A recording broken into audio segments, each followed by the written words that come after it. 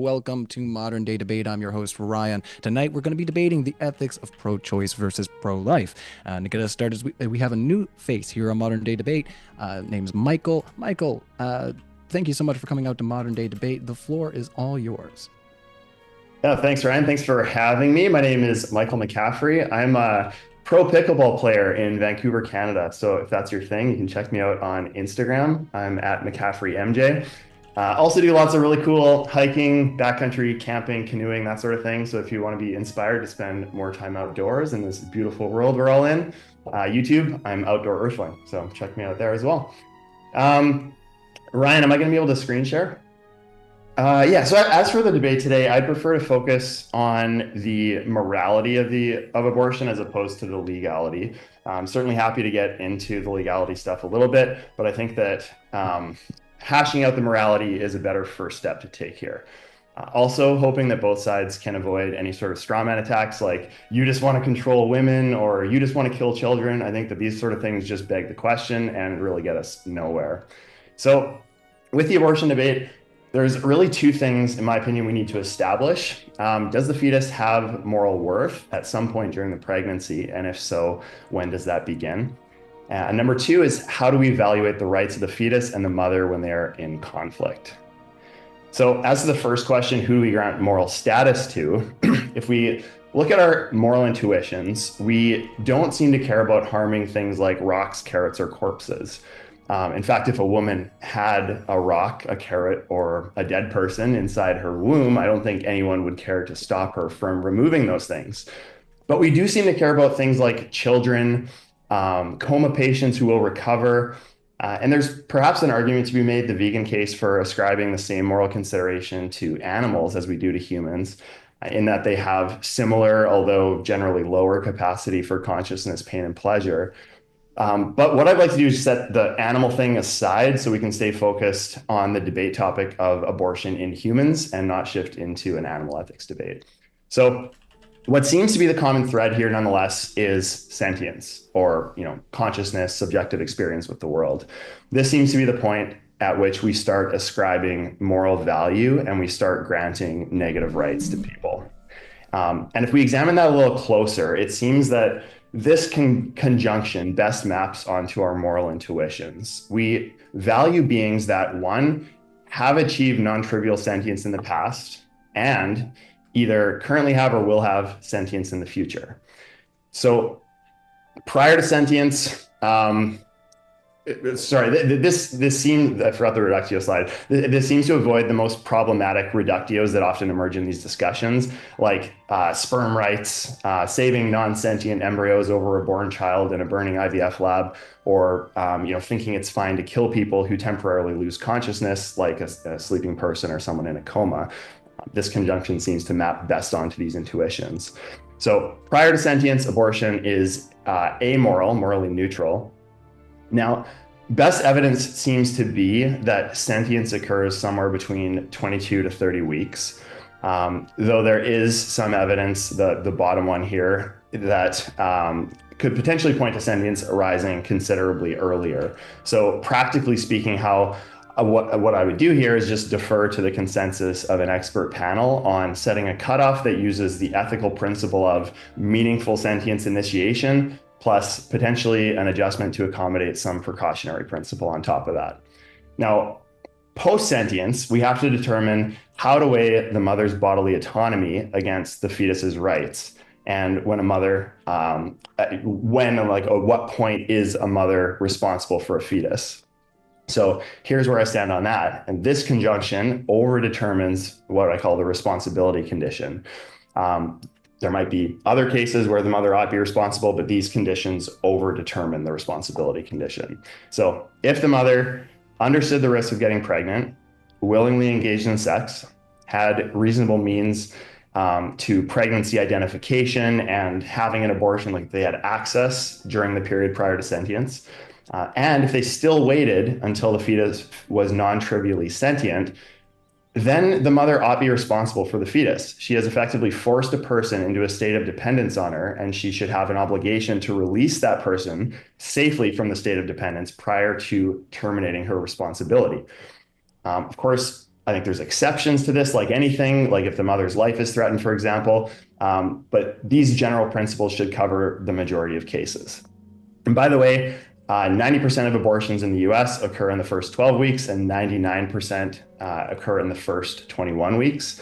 But nonetheless, once a fetus is past the point of sentience, and if the responsibility conditions are met, the mother has a responsibility to respect at least the negative rights of the fetus, which, like any rights, should be weighed against other moral considerations, which, practically speaking, would make most abortions past the point of sentience immoral.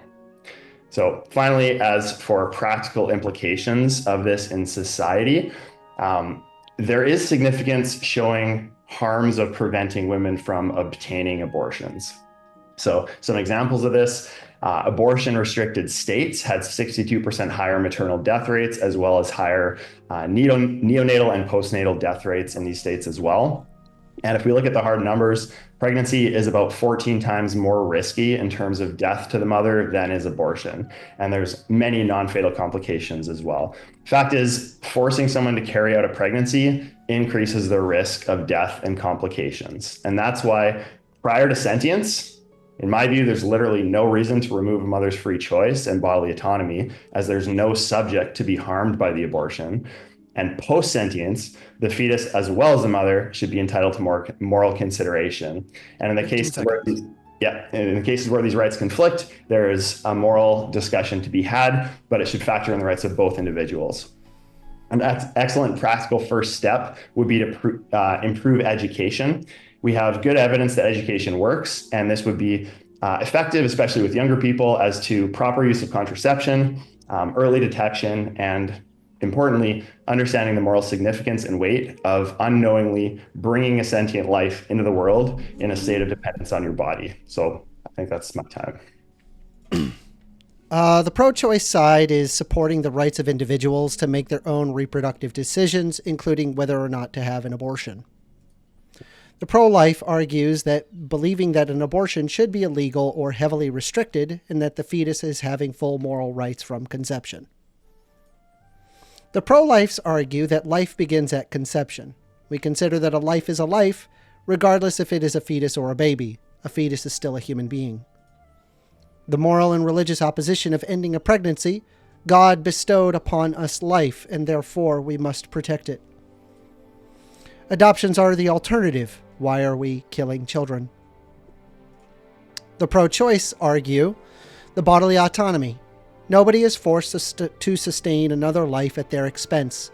Much destruction is impacted upon the mother's body, which can never return to its once youthful appearance. Health and safety concerns. The young have a high propensity of harm upon the body. Over 15% of pregnancies have complications which require medical intervention. The circumstances of things such as incest, rape, and a person's health are taken into consideration. We are not morally reprehensible to deny a 15-year-old to suffer having a child for bad decisions that they have made. There is also an economic impact to consider. This harms an individual's ability to choose when they are ready for a child.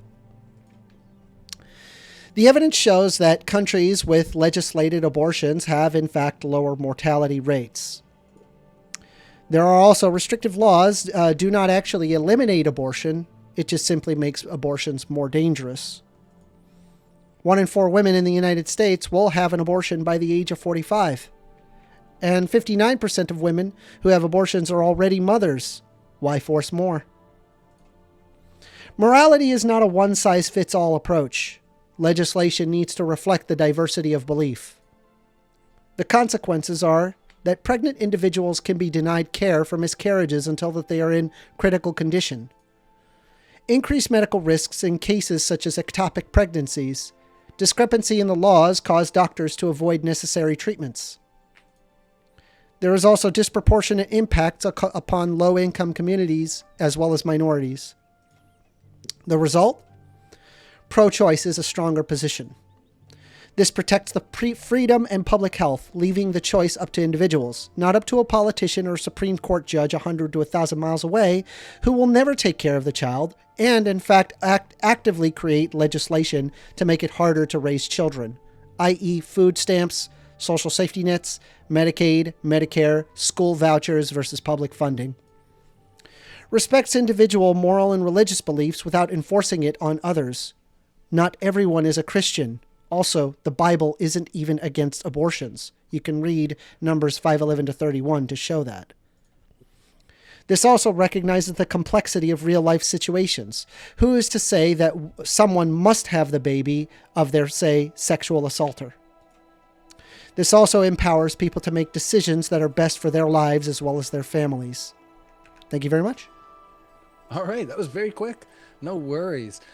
So yeah, thank you, First Amender and Michael, for your opening statements. Yeah, I guess I start speaking now, right? You sure are. Yes, I'll to be the speaker. Okay, so my that's what we're opening trying to do. statement is very straightforward. Human life starts at conception. Abortion kills a human being. Therefore, abortion is murder. The end.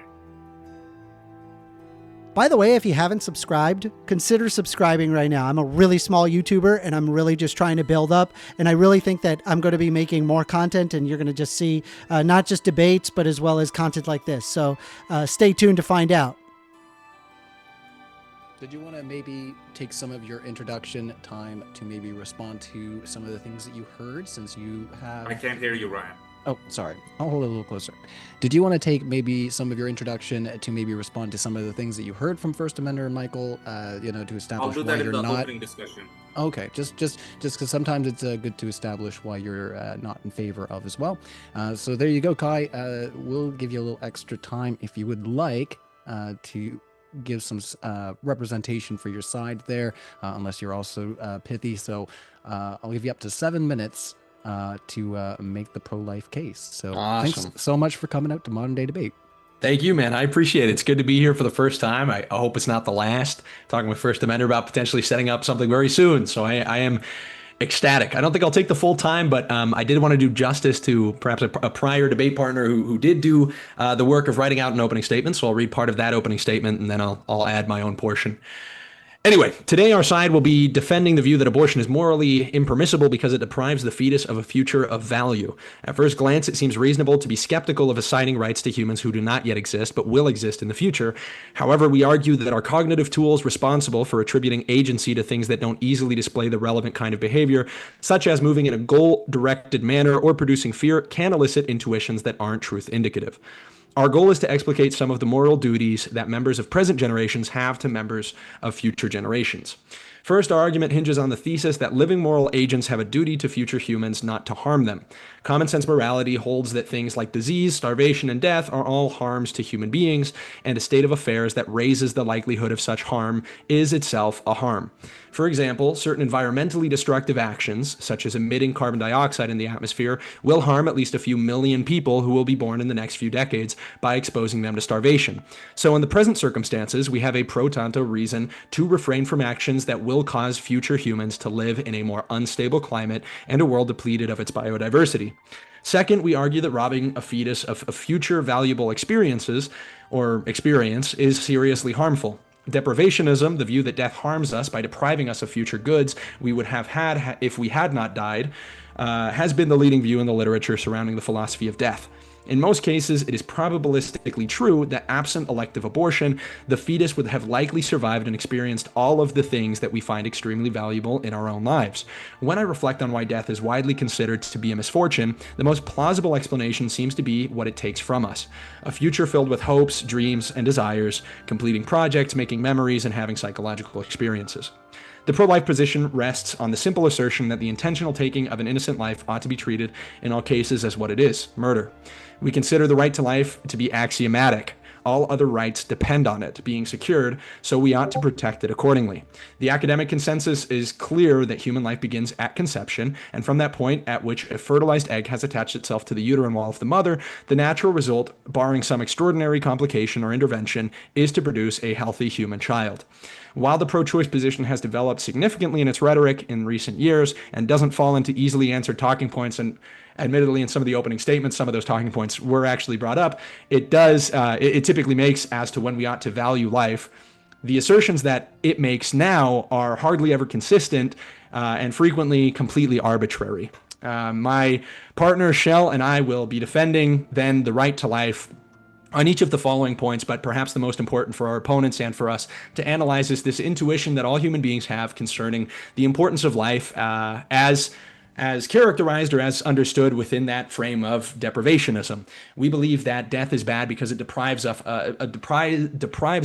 of meaningful and inevitable future experiences, and it's for that reason that we ought to be very staunch in our defense of it, along with the fact that all other rights we could argue for, any other human right that the opposition or Shell or I could agree to, are all contingent upon the prior existence of our right to life.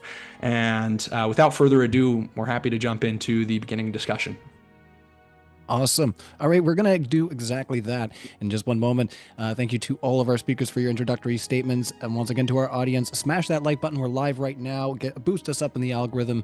If you're hanging out in other places of the internet, just pop in for a second, give us a like. That's right. If you tell me you're streaming, I'm going to do all kinds of fun stuff. All right, so let's hand it back over to the other side. Michael, First Amender,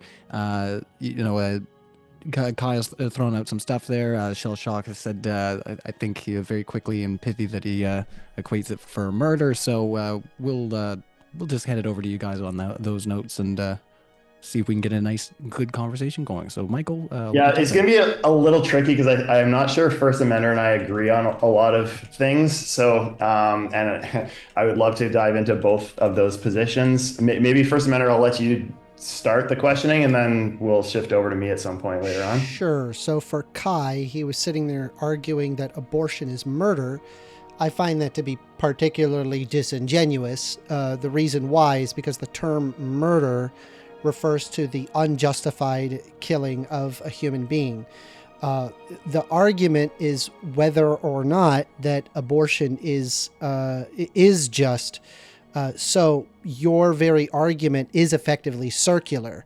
You're saying it is bad because it is bad, effectively. Because when you say that abortion is murder, murder being the unjustifiable human killing of another being, but we contend that it is not unjust, but that it is just. So I don't exactly understand how, say, abortion would be murder if, say, for example, if let's say that there is a child at 15 years old who got sexually assaulted by their uncle.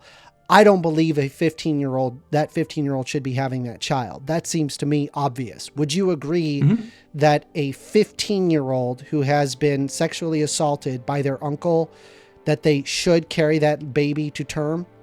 Yes, I would agree with that. I'll say just to Michael's point at the beginning. You don't find that unreasonable? Well, hold on. I'm about to respond. Give me a second. And I told you that I don't. I just said that. And there's no need to ask the question twice.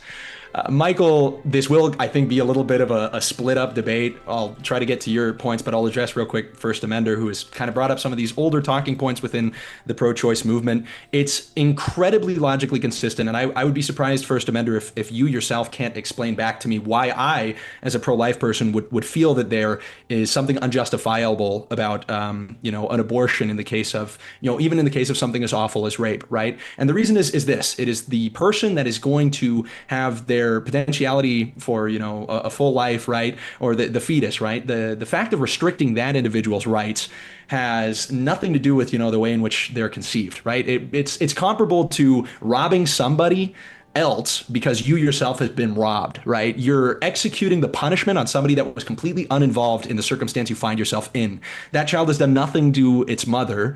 Obviously, the mother's rights were trespassed, but the way you solve that situation is certainly not by trespassing the rights of another individual, in this case the child.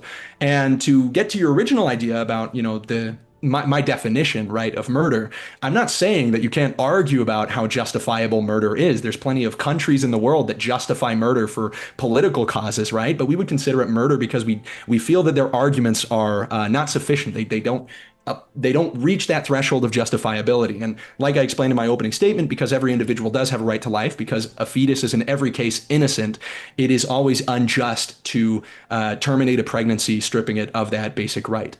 All right. I want to jump in here and allow Michael to give some thoughts. And that's my preamp. It's a little fuzzy. And then I want to hear from Shell Shock as well, where we haven't really gotten a true insight into how Shell Shock is going to approach these topics. I'm totally fine, by the way, if they want to have a bit of a back and forth on on this because, again, my position is not aligned with First Amendment. So I'm cool to chill for a few minutes and jump in a bit later. Then I'd ask First Amender just to hang for a second, and we'll let Shell Shock get some of the thoughts out there, so we got an idea of where you're at. Yeah, I just wanted to say that it seems like First Amender is going the bodily autonomy route, while Michael is going more for a personhood route, which is pretty different. In fact, you could actually argue those against. Auntie and Destiny did that. I think, to be honest, it's better for these two debates to be a little bit separated. I think it's better for Kai and First Amender to do like a 20-25 minute back and forth, and then me and Michael can do the personhood thing. So unless Kai, you want to do the personhood thing. I also agree with the personhood argument that Michael had presented. I believe that both of them are just as valid. The concern, though, that I'm now having is I'm considering, like, okay, that they believe in keeping a child who's 15 who's been essayed by their uncle. That to me is wild. For starters, can we address that then? Can we address that? I would love to address that because okay, I'm just because this is like a is super easy one. This is a super easy one to resolve. Just to be clear, right? Can a child consent to sex? No. Okay, but in order to have a baby, they would need to consent. So effectively, they're entering into sex, like, just from like a strictly contractual obligation standpoint.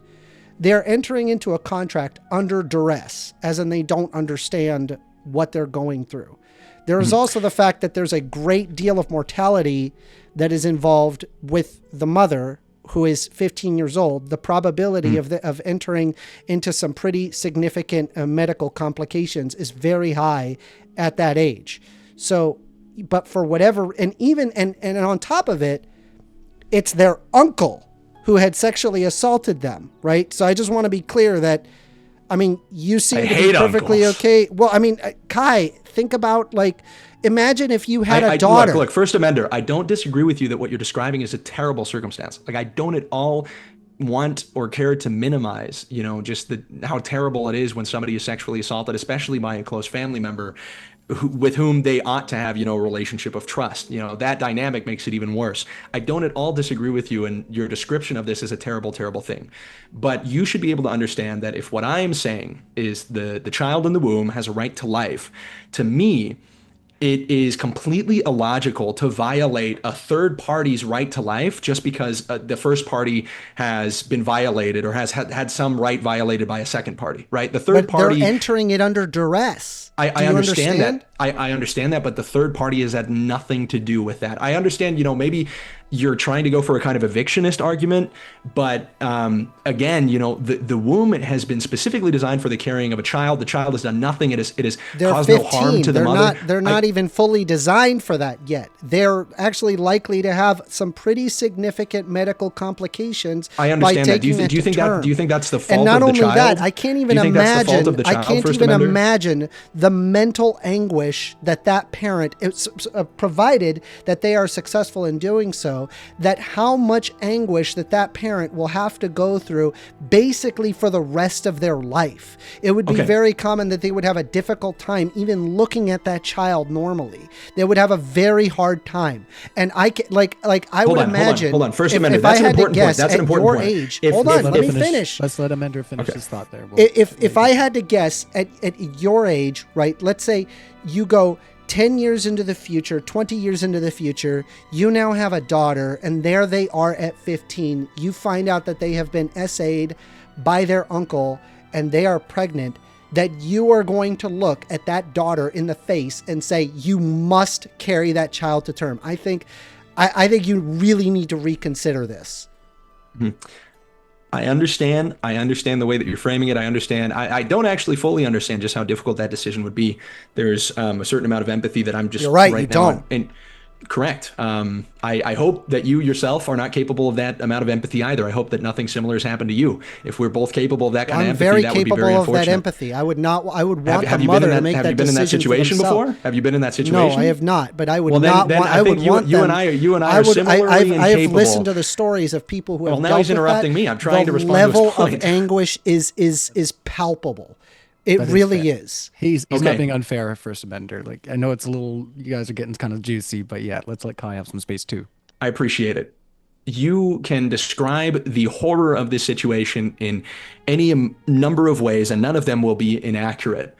But it fails to address the fundamental concern, which is that you cannot resolve any amount of anguish caused in one person's life by executing punishment upon somebody who is completely innocent. Would you be in favor of justifying somebody who has been a victim of an armed robbery by stealing from that person's neighbor? What? I don't I don't see how that's analogous. It's analogous because what you're attempting to do is execute the punishment on the child. The child is not responsible. I'm not executing the punishment on the child. I'm allowing the parent to decide whether or not that they want to go through that mental anguish the rest of their life, or destroy their body for the rest of their life just because of some arbitrary notion that life matters. Well, let's try it. Let's try another hypothetical. I want to respond to that. Let me respond to that. He just made, he made an entirely go different ahead. argument. No, it's the same argument, but I do want to try one more hypothetical, just for fun. Just hold your hypothetical. Let's let me answer the first part there. I appreciate that. First of all, I when I was reviewing your slideshow, I found this argument about like the deforming of the woman's body like an incredibly interesting point, because that can happen at any point during any pregnancy, no matter how consensual or unconsensual it was. Like deformities can occur just based off of a normal pregnancy. That's not a reason to oppose pregnancy or child rearing. I just think that should be up to the mother to decide. Okay, perfect. I agree, which is why I'm not in favor of sexual assault. I am not a sexual assault defender. I think that the woman should have the right to decide. You literally just argued in favor of forcing a child to have a baby after they have been sexually assaulted. You're kind of correct, but let me rephrase that to be a little bit more. You literally said that was okay, that you would want that to happen. No, what I said is that you cannot justify the violation of the child's rights, even if the mother's rights have been violated. Could you explain to me why you can execute the punishment, which, by the way, no matter what, there is a punishment on the child. The child's life ends. And your justification, by the way, for this can be extended into the third trimester. All of the things you're saying, all of the things that you are saying could logically be extended to the very day prior to birth. The mother would still be deformed. The mother would still have to. That is a make-believe argument. That's not the reality. Nobody is performing. You have to be able. First Amendment. You have to be able to engage with hypotheticals. I understand that. In reality, nobody is performing abortions at third trimester. The words you just said show me that you're not understanding a hypothetical. The words in reality show me that you don't understand. I understand the hypothetical, but I iron out some of these interruptions. I understand that the hypothetical, I'm telling you that in reality, that's not how it works. 25 weeks, an abortion is just inducing birth. That's what it is. I want to make the hypothetical. That is 100% false. The case. That is patently false. Can you describe to me the process of abortion? It depends on what particular abortion you're having. Chemical abortion, taken via pill. How would you describe that? No, I don't want to describe you chemical abortion. But you just said it's the same. You said it's the same as inducing childbirth. We could take, for example, let's try one more hypothetical. Just for fun, right? Can you answer mine though? We have here a crack addicted woman. Okay, and they want to score. They want to hold on. I'm giving you a realistic hypothetical. It happens in reality. Okay, there is a crack addicted woman, and all they care about is another score of rock. That's it. They don't care about anything else. They just want another score of rock. What do they do in order to get another score of rock? They don't have any money. They actually go to their drug dealer and then they offer them sex. And then the drug dealer has sex with them without a condom, and then the crack mother gets their crack rock. However, as they are going along, they are getting more. They are becoming pregnant, and then they are going to have that baby. Sadly, that baby will likely be crack addicted and will likely be put on the side of the sidewalk or literally abandoned as soon as that they are birthed, and then the baby died.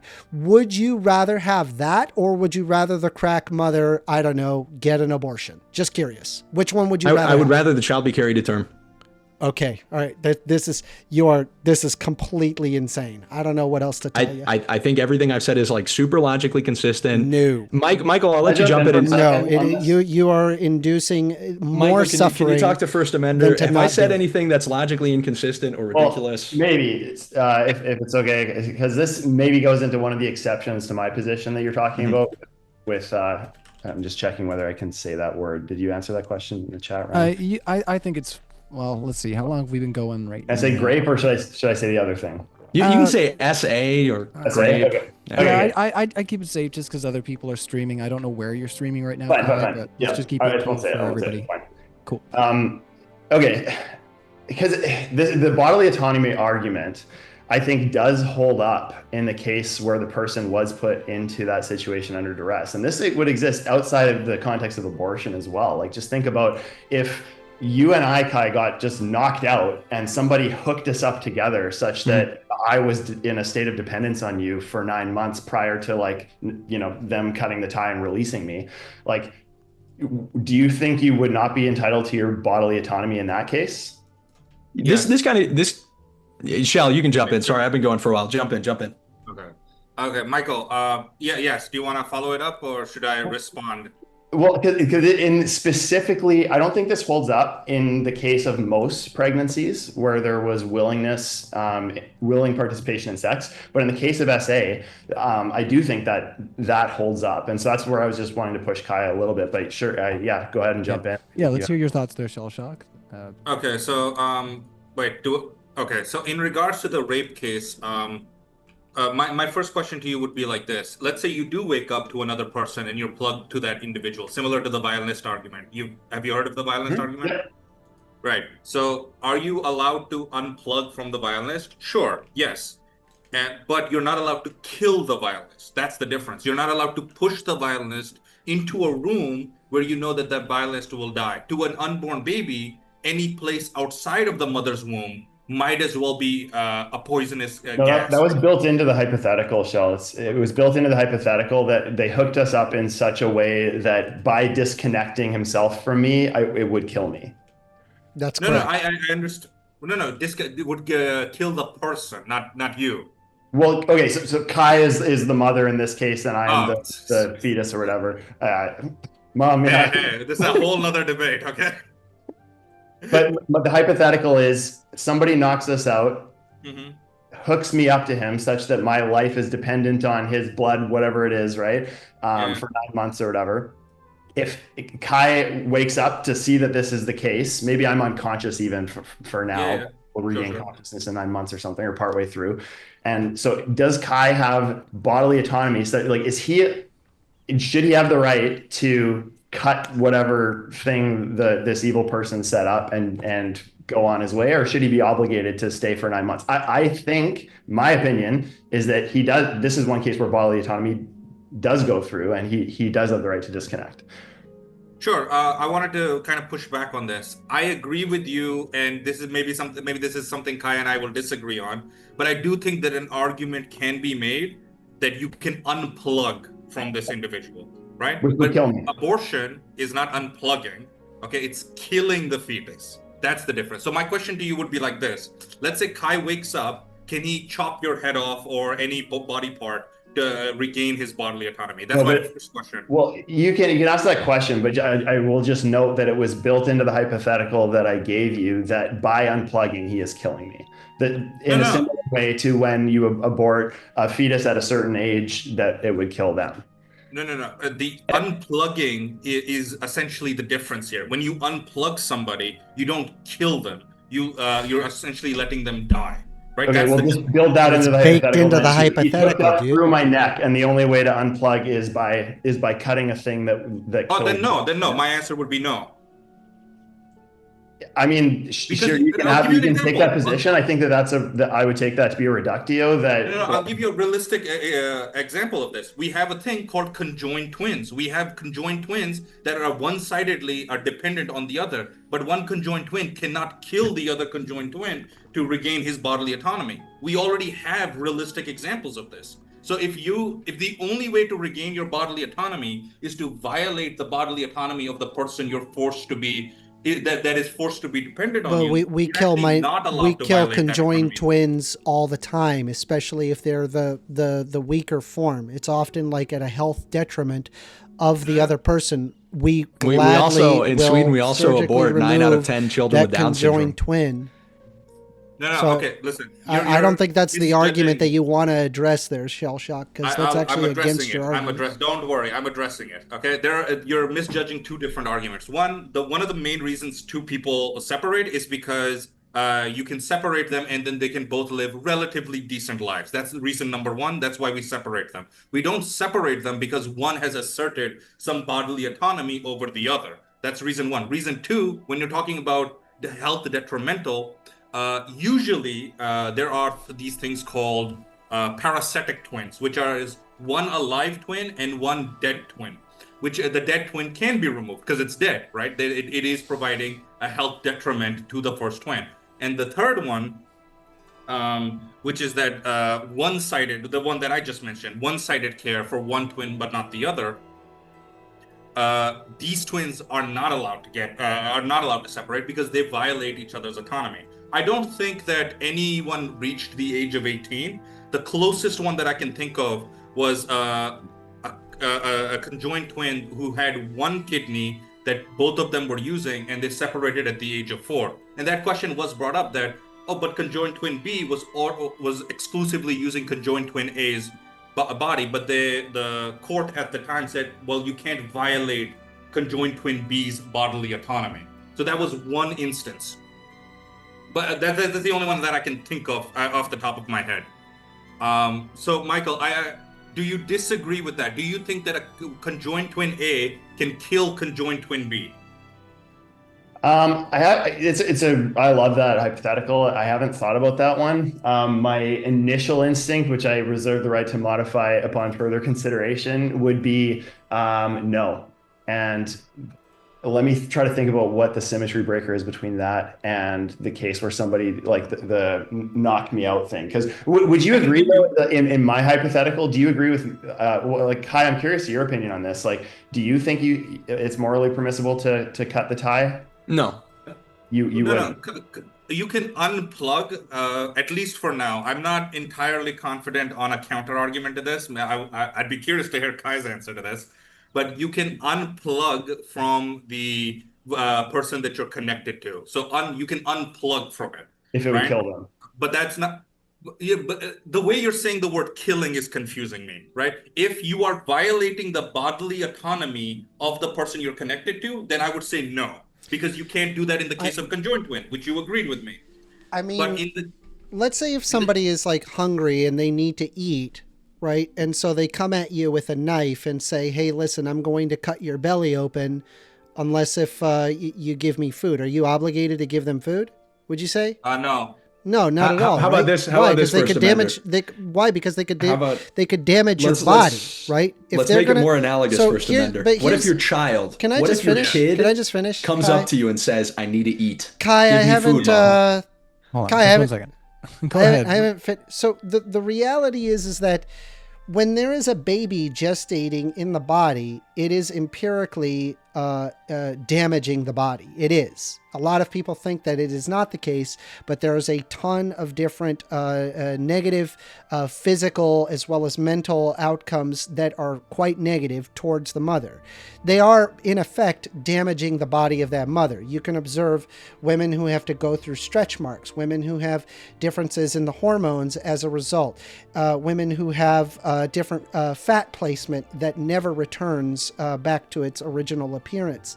It is effectively, by the virtue of having the child, they are damaging the body.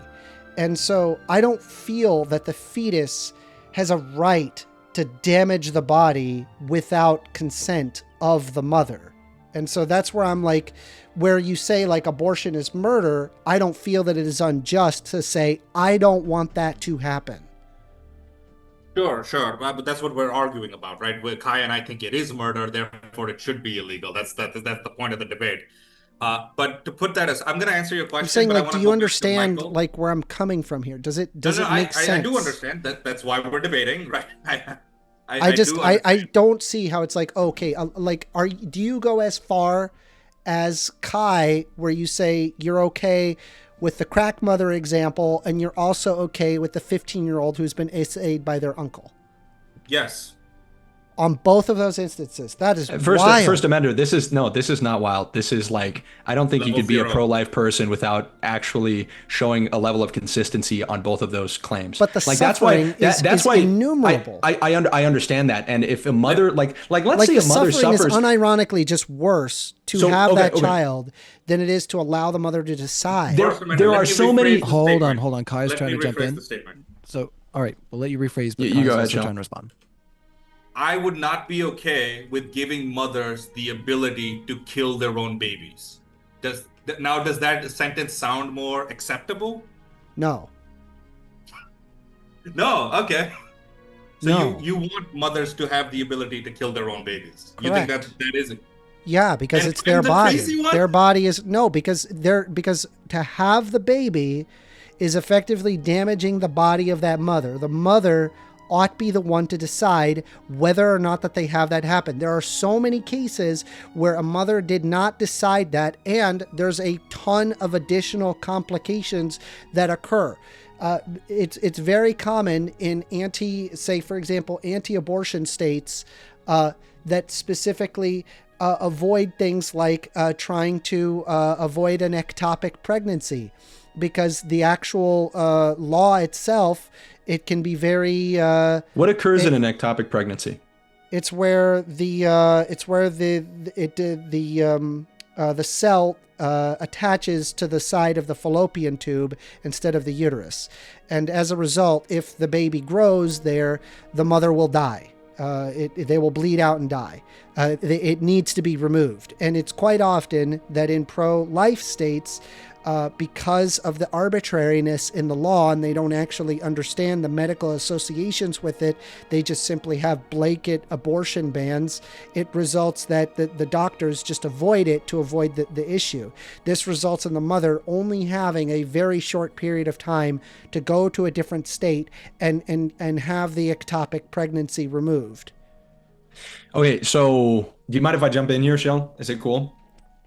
I think this whole argument, like the issue from the very get-go has been that you're qualifying another individual's right to life by the amount of suffering that it can induce in the mother's life, for example. We could extend this in any number of ways. And first of all, just rhetorically, it's not just the child in the mother, it's womb, also society as well. I haven't even gotten into that. Well, hold on. First Amender, that makes it even worse. It's like you could induce any great amount of societal suffering, right? Like, let's say that the child is born and that child becomes a drug addict. That child becomes that crack addict. They do so intentionally.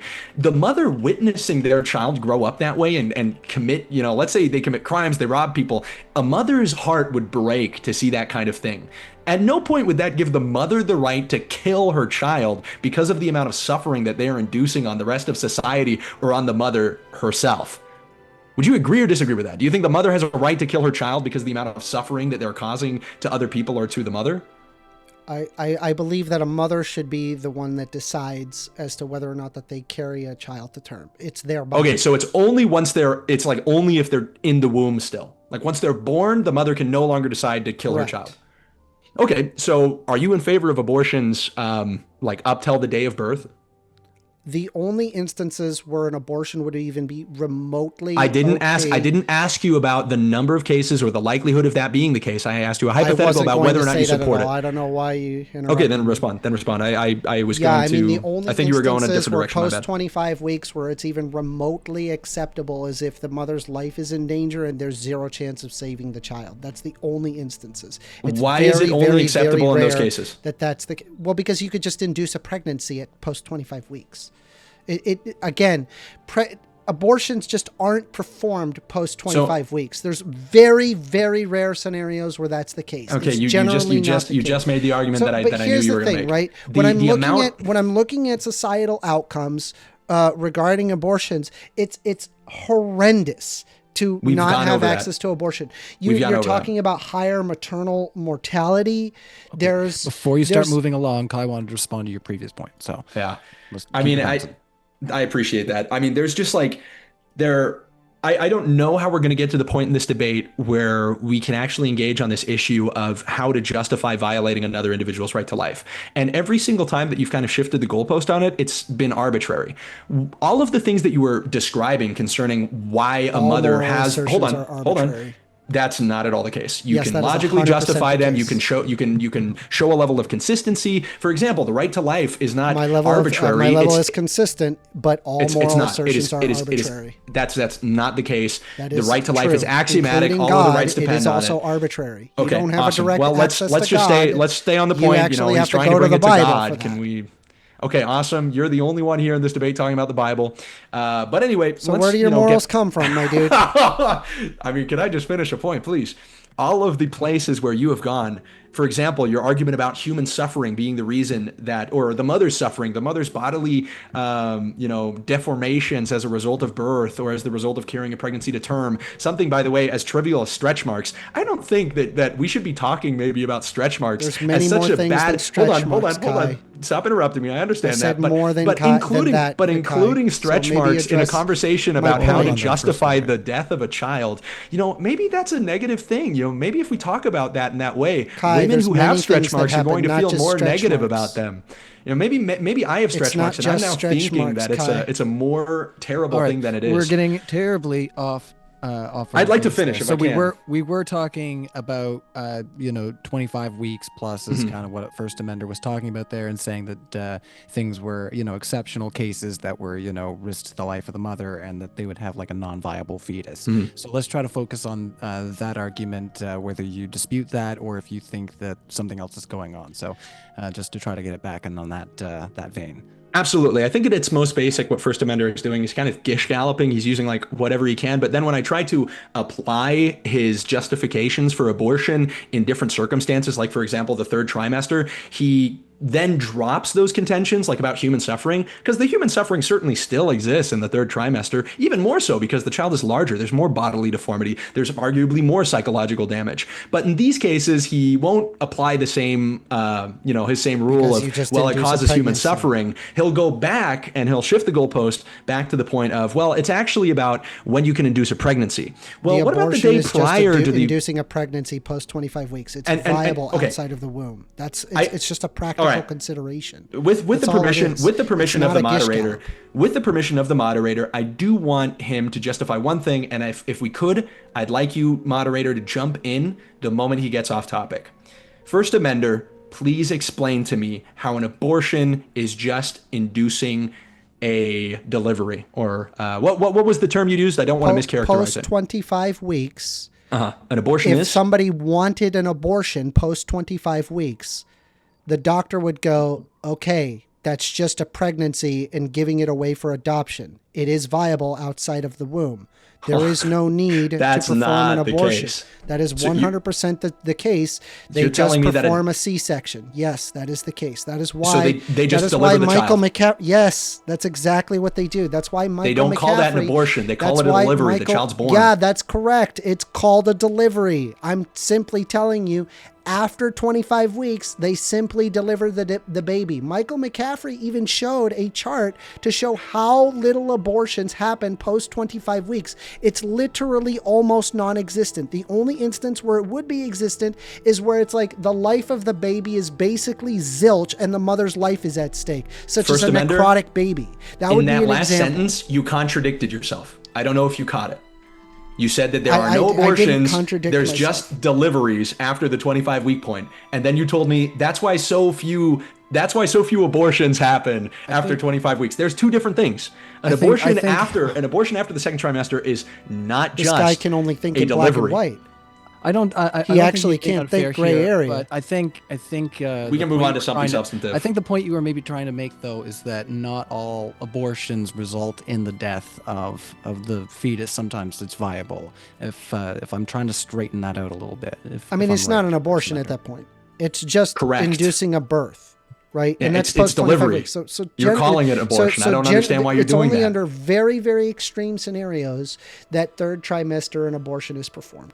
It's generally not performed. They just induce a birth. If an abortion and a delivery are the exact same thing, then I wanted to why- move on. Okay. The problem Okay. is that Michael, am I crazy? societally speaking, by arguing your Am position, I crazy, Michael? empirically, the society you have created is worse, right? In your society, where say that you want to have, you don't want to have any abortions, and you would go so far as to it creating effectively so much more suffering upon humanity. You're going to increase maternal mortality. You're going to increase unsafe abortions. You're going to increase delayed care for miscarriages and complications. You're going to increase poverty. You're going to create worse outcomes for children. You're going to create strains on social I'm gonna ask you to services. put, You're going to a bonus one create so a that we can hand it over to disproportionate Michael. impact on low-income people. What? All right. I do want to hand the floor over to Michael to try to push the conversation along a little bit. So maybe you can help straighten out some of the confusion here, where it seemed like, from my understanding, and I think that Kai was also kind of communicating that, is that abortion is anytime you shift from like what would be a natural birth process, like a C-section is aborting from the natural birth process. Sometimes that baby is alive, but you'd still call it an abortion because they're not going through with a natural birth. I don't know. Maybe we've got this kind of all backwards at this point, but Thanks, though. help straighten us out there, Michael. Well, I don't know if I can straighten out. I would, I mean, I'd have to read the paper and see how they were classifying abortions. My intuition is that when they say abortion, they're referring to cases where they are killing the fetus, not when they're just delivering a baby early.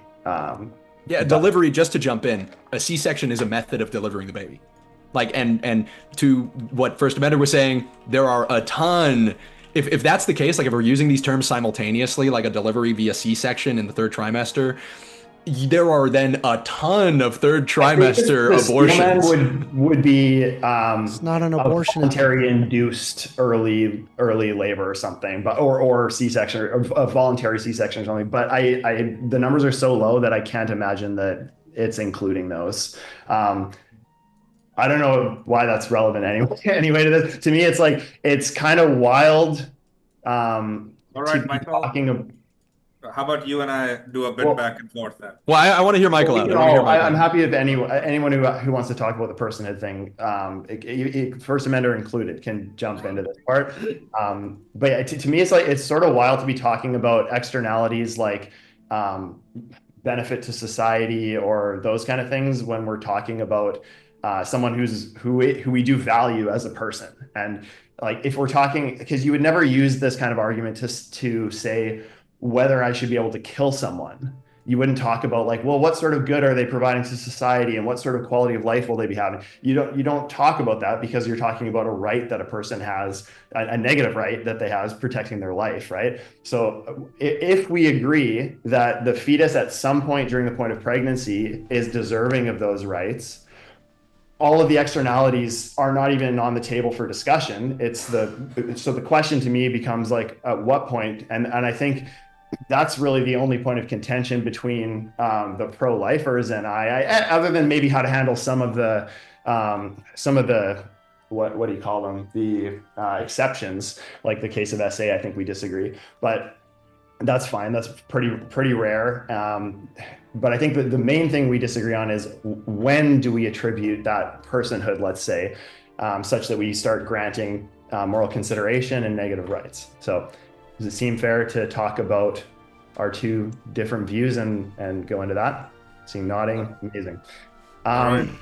So Kai, you read or I don't even know where we want to go first. There's sort of two different ones on the table. Maybe I'll start with Shell, since he laid out a very succinct modus ponens. Yeah, I'm gonna be right back, by the way. Yeah, go for it. I jotted down, and it was human life. Did I get this right? Human life begins at conception. So that's P1. It is wrong to kill humans. That's P2, and then the conclusion would be abortion is wrong. And you could clean that up so that I'm not worried about that. That's a summary? Yeah, that's fine. Yeah. Okay, so let's dive into that. You say human life begins at conception. Can you explain to me why you would place that point on the point of value? Well, because that's when a separate human being starts, right? Like, I don't. Do you disagree that a separate individual human being has come into existence, like physically?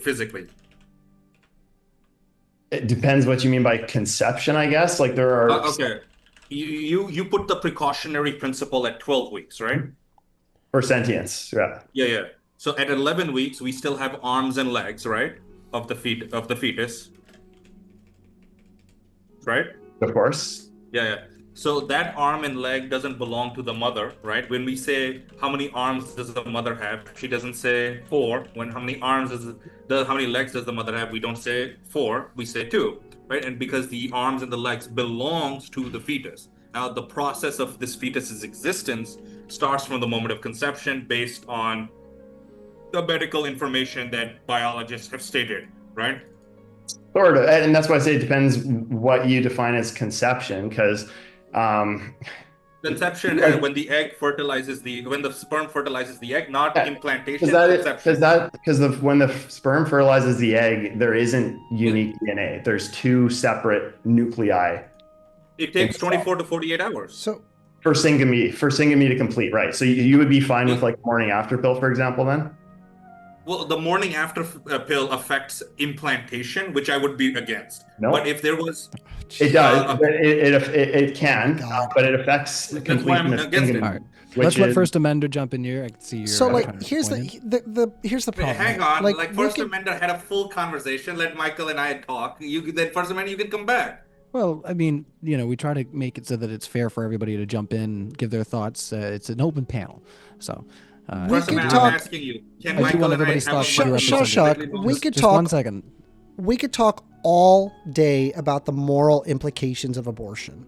However, what I find the most annoying part about this is that you can actually be pro-life in a pro-choice world, but you can't be pro-choice in a pro-life world. So the problem that I'm having, of course, is that people obviously, based on our conversation, based on listening to other people, based on what I'm hearing Michael say, Kai and Shellshock say, we obviously have different views on this. So rather than it be up to each individual to decide whether or not to have a baby, instead it is now up to a politician or a Supreme Court rep 100 to 1,000 miles away. That's the concern that I have. That to me is completely insane. And you don't agree with that. All right. Back over to you, Chef. Let me rephrase why that question doesn't make sense. If we lived that in wasn't the era a question, of slavery, that was a statement. No, your statement doesn't make sense. There you go, huh? The reason being is that if we lived in an era of slavery, right? Well, I wouldn't be able to speak, but if we lived in an era of slavery, right, you wouldn't say to me that, someone who doesn't want to own slaves can live in a world where slavery is legal, but somebody who wants slavery to be legal. Are you really equivocating slavery to abortions? No, it's worse because slavery, people can be free. Oh, Jesus Christ! So let me just be clear, right? Let me ask you this. Very obvious to you. Hold on. Finish the hold point. on. I'm just out of curiosity. I'm curious. I have 2 societies. Society A, abortion is banned. Society B, abortion is banned, but slavery is legal. And then Society B, where slavery is banned, but abortion is legal. Which one would you pick?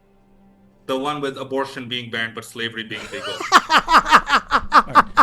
It's also just like a total false choice. It's like this. What is at all relevant? What is at all relevant? Are completely fucked. Hold on, First Amendment. Well, let's not say the F word, pal. Oh my God. Hold on. I'm just gonna. Okay. Wow. Would you rather live in a world?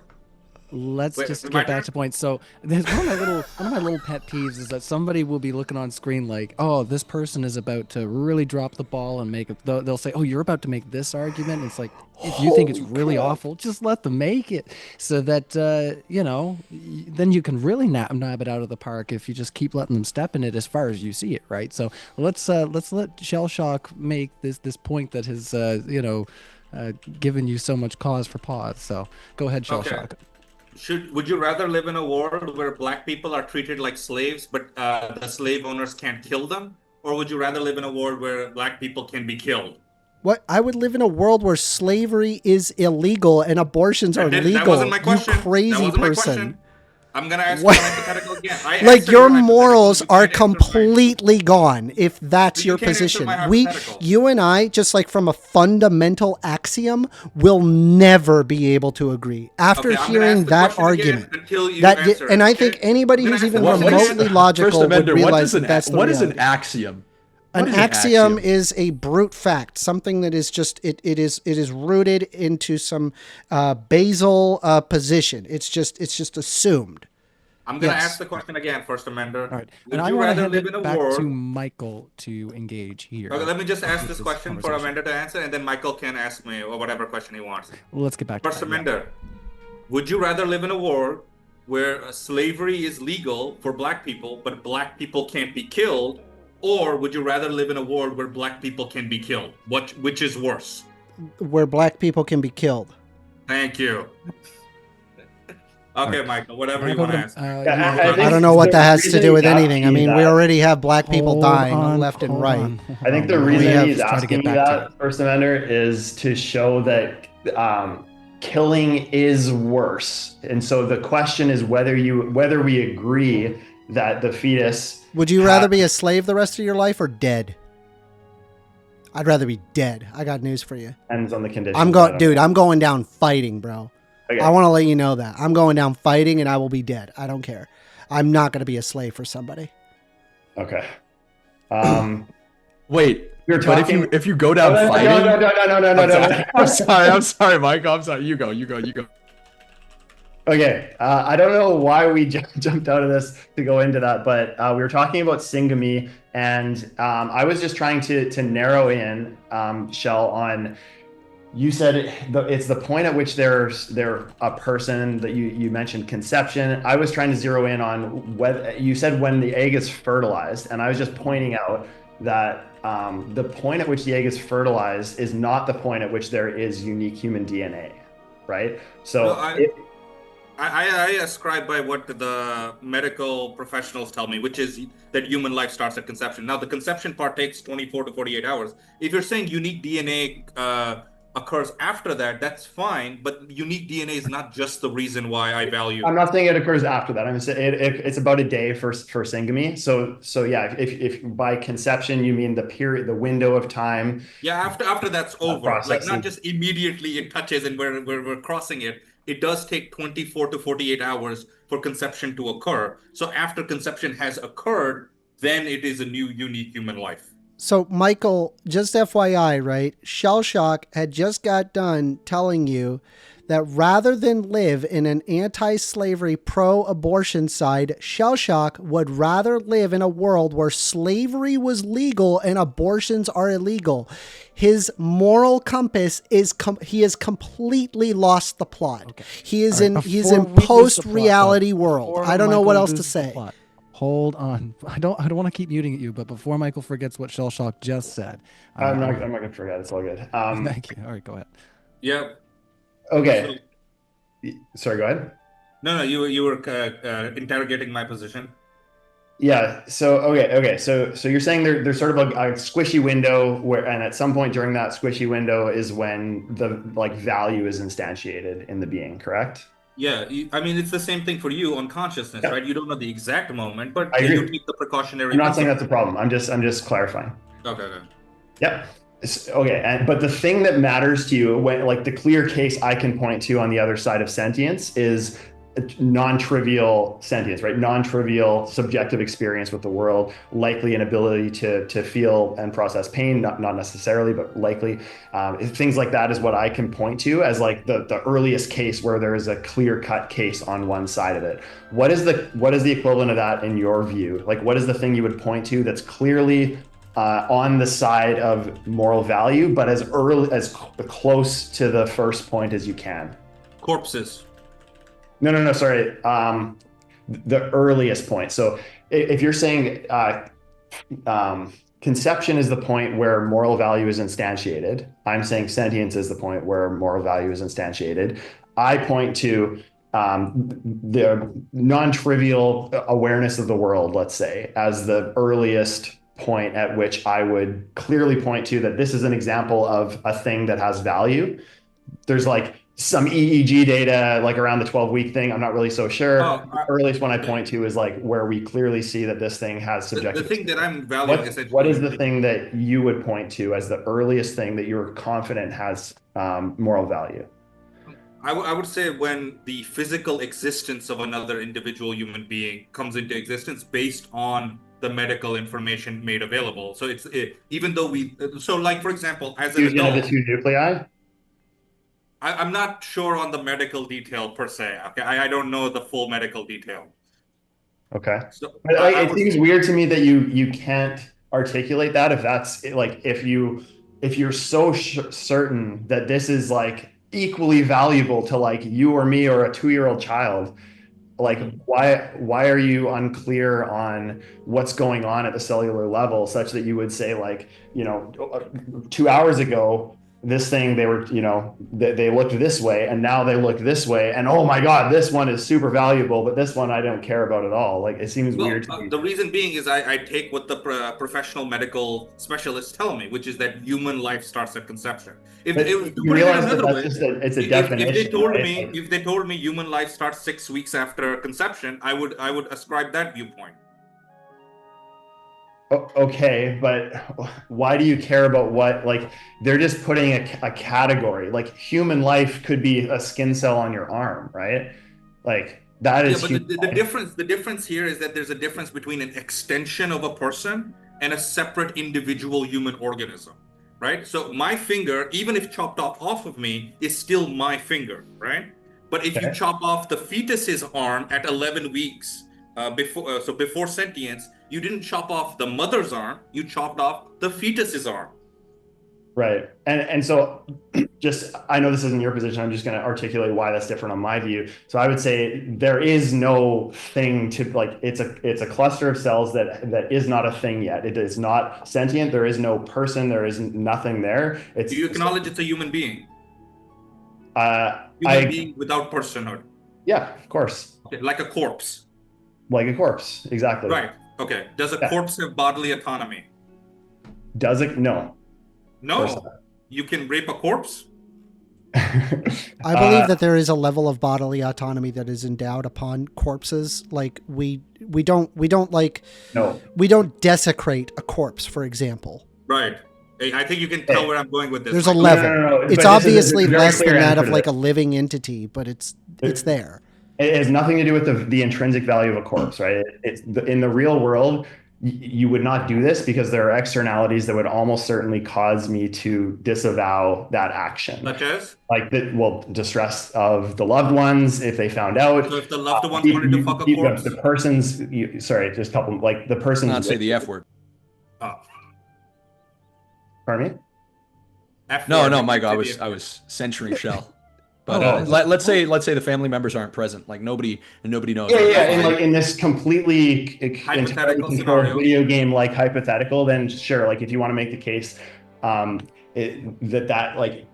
where I would stand is like you are falsely, you're using that to prove a point that doesn't exist because, if you wanted to make real world conclusions from that, you would have to make a case that this is a real world scenario that I would sign off on. You know what I mean? Like so in the video game scenario, yes, I sign off on the hypothetical, but in the real world, I don't think there is a case that I would sign off on. Does that make sense? Okay, I wanna ask you this question. Do you think evil people exist? No, I don't think that, like, it depends how you define people that commit immoral actions exist. Say again? Do you think people that commit immoral actions exist? Of course. Do you think people who commit immoral actions will take advantage of the law where it's legal for them to commit what a normal person would perceive as an immoral action? Sure. Right. So if that's the case, can it not be possible for a single father or a single mother to take advantage of their child's corpse as they see fit? Your question is it possible for that to happen? Yes. Of course. So you would be okay with that. You would say that should be legal. I replay my exact answer to you that like I don't agree because of externalities, right? Like if we want to live in a society where I want to live in a world where I don't think that's going to happen to my corpse or the corpse of my friends or my children. And so I don't want this to be a thing that people do. So I would condemn it. But if there was this hype, like this video game scenario where all conditions are controlled, there's literally zero chance of anyone finding out. No, not anyone finding out. Like a corpse is a corpse. There's no moral value. So yeah. No, not anyone finding out. Those are two separate things. I'm saying, okay, listen, let's say that I have a kid. Okay, the kid dies. Can I put my dick in it? Same answer, dude. Like, yes or no? Yes or no? Hypothetical video game world answer. Fine. No, I'm the single father. I'm a single father. What? I'm a single father, so the property rights. No, if this is a real world example where you're not like hyper closely controlling all of these externalities, then my answer is no. If it's a video game like controlled setting where you can like guarantee that all of these externalities are controlled, then what externalities? Explain this to me. What do you mean by externalities? Externalities. I'm trying to make it quick because I'm starting to wonder what I'm doing with my life. All right, all right. Just.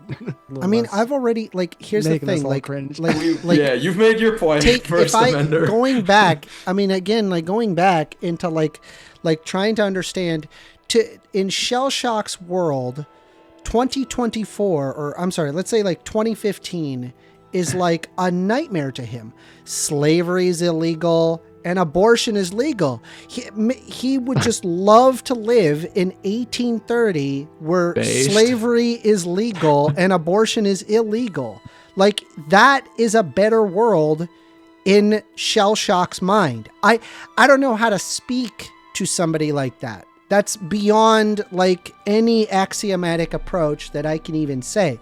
And at that point, it's like why did you throw the word axiomatic into there? Yeah, because it's like all right, I believe in the basic bodily autonomy of individuals, right? Like I believe in that, right? Fundamental, right? And if you disagree with that and you want to degrade the bodily autonomy of individuals, we got a problem.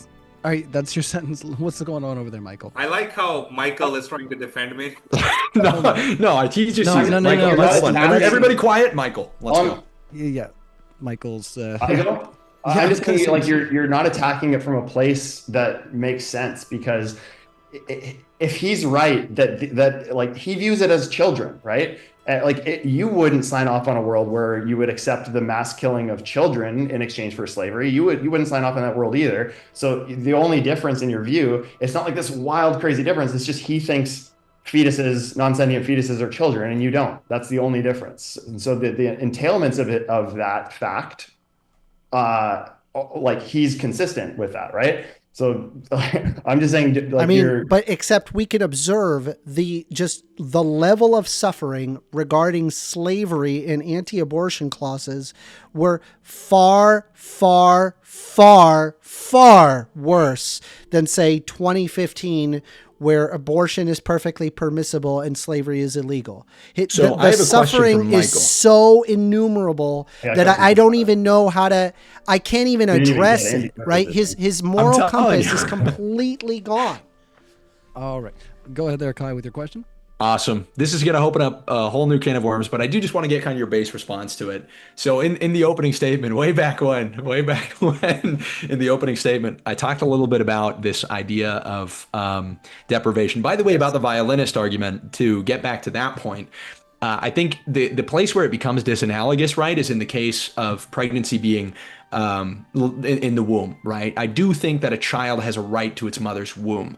I think that's the case. I think that the child has rights to plenty of the parent's resources, no matter how they're conceived. If a child is conceived by rape, I don't think there's any point wherein the parent can absolve itself of a right to care for the child, no matter how it's conceived.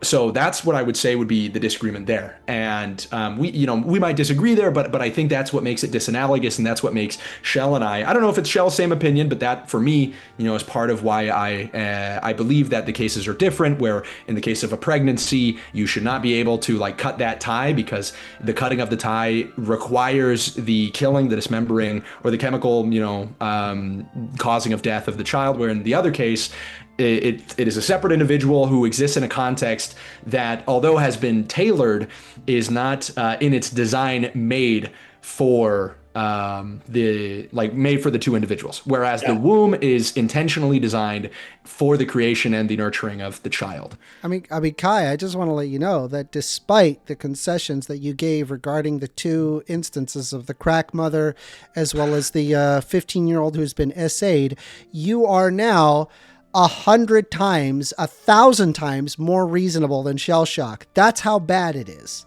No, I agree with Shell Shock. Jesus Christ. Never mind. But so Michael, that I just wanted to respond. Because you brought that up. You brought that up, and I felt like it kind of went unresponded at some point. So a couple things there. The first one is I view it very different for like a normal pregnancy than the case of SA. Okay, so in a normal pregnancy, I don't think bodily autonomy goes through after the point of sentience, and the reason for that is because it's not like the violinist case. That's the one that pro-choicers often use, is that you wake up and you're attached to someone, but in the case of a normal pregnancy, you willingly you're a causal actor. Yeah. Trap them into your body, and like in the same way that like if I had this little pocket in my stomach and I could Honey, I Shrunk the Kids style, I'm sort of dating myself with that reference, shrink you down, stick you in there, put a space on and go into space and just I think it would be horrible for me to just let you out. Like, you know what I mean? Like, I think that is about as close as we can make a hypothetical to the case of pregnancy, where I put you in my stomach and I don't kill you, I just let you out, but it's in space. So too bad. And I think that's horribly wrong. But okay, so just for the audience, so in the case where the intercourse has been consensual, you agree that the violinist argument kind of falls apart by the fact that the mother is causally responsible for the child existing in the womb. Yeah, with the other conditions that I laid out for the responsibility condition clause. But epic, sweet. I think my response is also it's tailored to a case of rape or incest, right? Right. I think so that's where I think that we could disagree on those exceptions. I think we had maybe, was there anything else? Like, I have some other stuff I want to get into before we go, and we did talk about that a little bit as far as fleshing out our views. Was there anything that seemed unclear about my position there that you want to ask about before we move on to other things? And not really. That is kind of like a difficult kind of impasse about, and it's a whole other argument, like the misuse faculty argument, that it is a different thing. The thing that I would say, and this is maybe if I can throw something to the audience, there is this kind of human intuition, right, about the importance of like the potentiality of life to address First Amenders, and I don't need a rebuttal on this, to address First Amenders like opening statement. The sperm, its natural result is not to create life. A sperm and an egg have to meet. The egg has to be fertilized. It has to implant in the uterine wall of the mother, which is also why, for example, like an ectopic pregnancy is a different case, and why most of the time the child will actually die in that circumstance. And it's not an abortion in the sense of killing the child. Most of the time in those kind of pregnancies, if the child is continued, if it grows, it'll eventually die, and then it's very unfortunate, obviously, but it's not, this killing, the way we've been talking about it up until now. But I do think, Michael, I'll ask you this question: if you had to decide between killing a child, and it's not a gotcha question, but it is to test kind of this intuition. If you had to choose between killing like a 90-year-old man and killing a child, which of the two would you feel was like more morally acceptable? Yeah, so in the case of like triage, is essentially what we're talking about, is you have to make one decision of a life over another life. So you're into the hypothetical, you're violating someone's negative right to 100%. life. Yeah. So in that case, now we can start factoring in some of the externalities, and in that case, quality, like I would look at things like remaining likely quality of life to be had and that sort of thing. That said, I think that the negative right thing, the point of value is like an on-off switch, right? So I think that like once you have reached the point of sentience, and until like sentience is no longer on the table for you, you are entitled to moral consideration and certain negative rights in our society. Of course, like when there's two of those rights in conflict and one of them has to die, you can look at other things. But that doesn't mean that the 90-year-old that I'm not choosing was not entitled to negative rights. Mm-hmm. I think this makes sense to me. I understand that. Obviously, it's to measure the intuition. And I think most people's intuition is you kill the older people because the child has, greater capacity for future life experience, the stuff that we would value in the life of the older person. The thing that makes this more difficult is when we get into like the stuff I mentioned in my opening statement, which is we make a ton of decisions that aren't even based on humans that exist. They are not even at like, it's not that they're prior to sentience, like the egg and the sperm have not even met. We make decisions all the time that reflect how children in 100 years will grow up, particularly around environmental issues. And I think if that's the case, like if we're willing to make decisions for human beings that will maybe exist in hundreds of years, I think it's also super reasonable and morally consistent to apply that same reasoning to a child that is maybe a couple weeks away from sentience. Yeah, I love that you went there because this is exactly where I wanted to go as well. And so you're sort of articulating that future like ours. And is that the view that you mentioned reading someone else's? That's the view that you hold to as well? Yep. Okay. I mean, to an extent, like that's admittedly the one that the prior partner wanted to run, but I agree with it. You agree with it? Okay. Yeah. Yeah, and my response to that is pretty straightforward, that they're like, until you are sentient, you are not a thing. You are like, if you're preventing, because we're not talking about like setting, like I could set a booby trap for a newborn baby that when they like come into the world and crawl down the hallway, they'll get, snapped into the bear trap or something and it breaks their leg. I think that would be a horribly immoral thing for me to do. And I can do that action even before the child like was conceived or was anything, right? I could do that generations in advance. And I think that would be immoral. Preventing a life from happening, there is no one that is harmed by that. And the reason it's bad to set the bear trap for the grandchild, the future grandchild, is because there will be a sentient being that will be harmed by that action. In the case where we're talking about CO2 emissions or that sort of thing, I agree with you. Like we're talking about impacts on people that will have sentience in the future. When we're talking about preventing a life, there is no one that was harmed by not being alive. So that's where I disagree with the. Then what would you say it is? Like, I understand kind of what you're saying, but you also have to reason that we have an absolute like assurance that the life will exist. Like we could be a week prior to your deadline. And this is not even including factoring in the fact that it's like, I could say the same thing of a sperm and an egg in a petri dish that are not. I don't think you could, because a sperm and an egg in a petri dish that haven't been fertilized or implanted into the uterine wall of the mother will not naturally produce more human life. Yeah, I could just build that into the hypothetical that like we have created some sort of like petri, sperm egg combining petri dish where that will naturally happen. Well, in that case, I defend it. Like this is like an IVF thing. In that case, I would defend it. Really? What if I move them further apart? Like if there's no fertilization of the egg?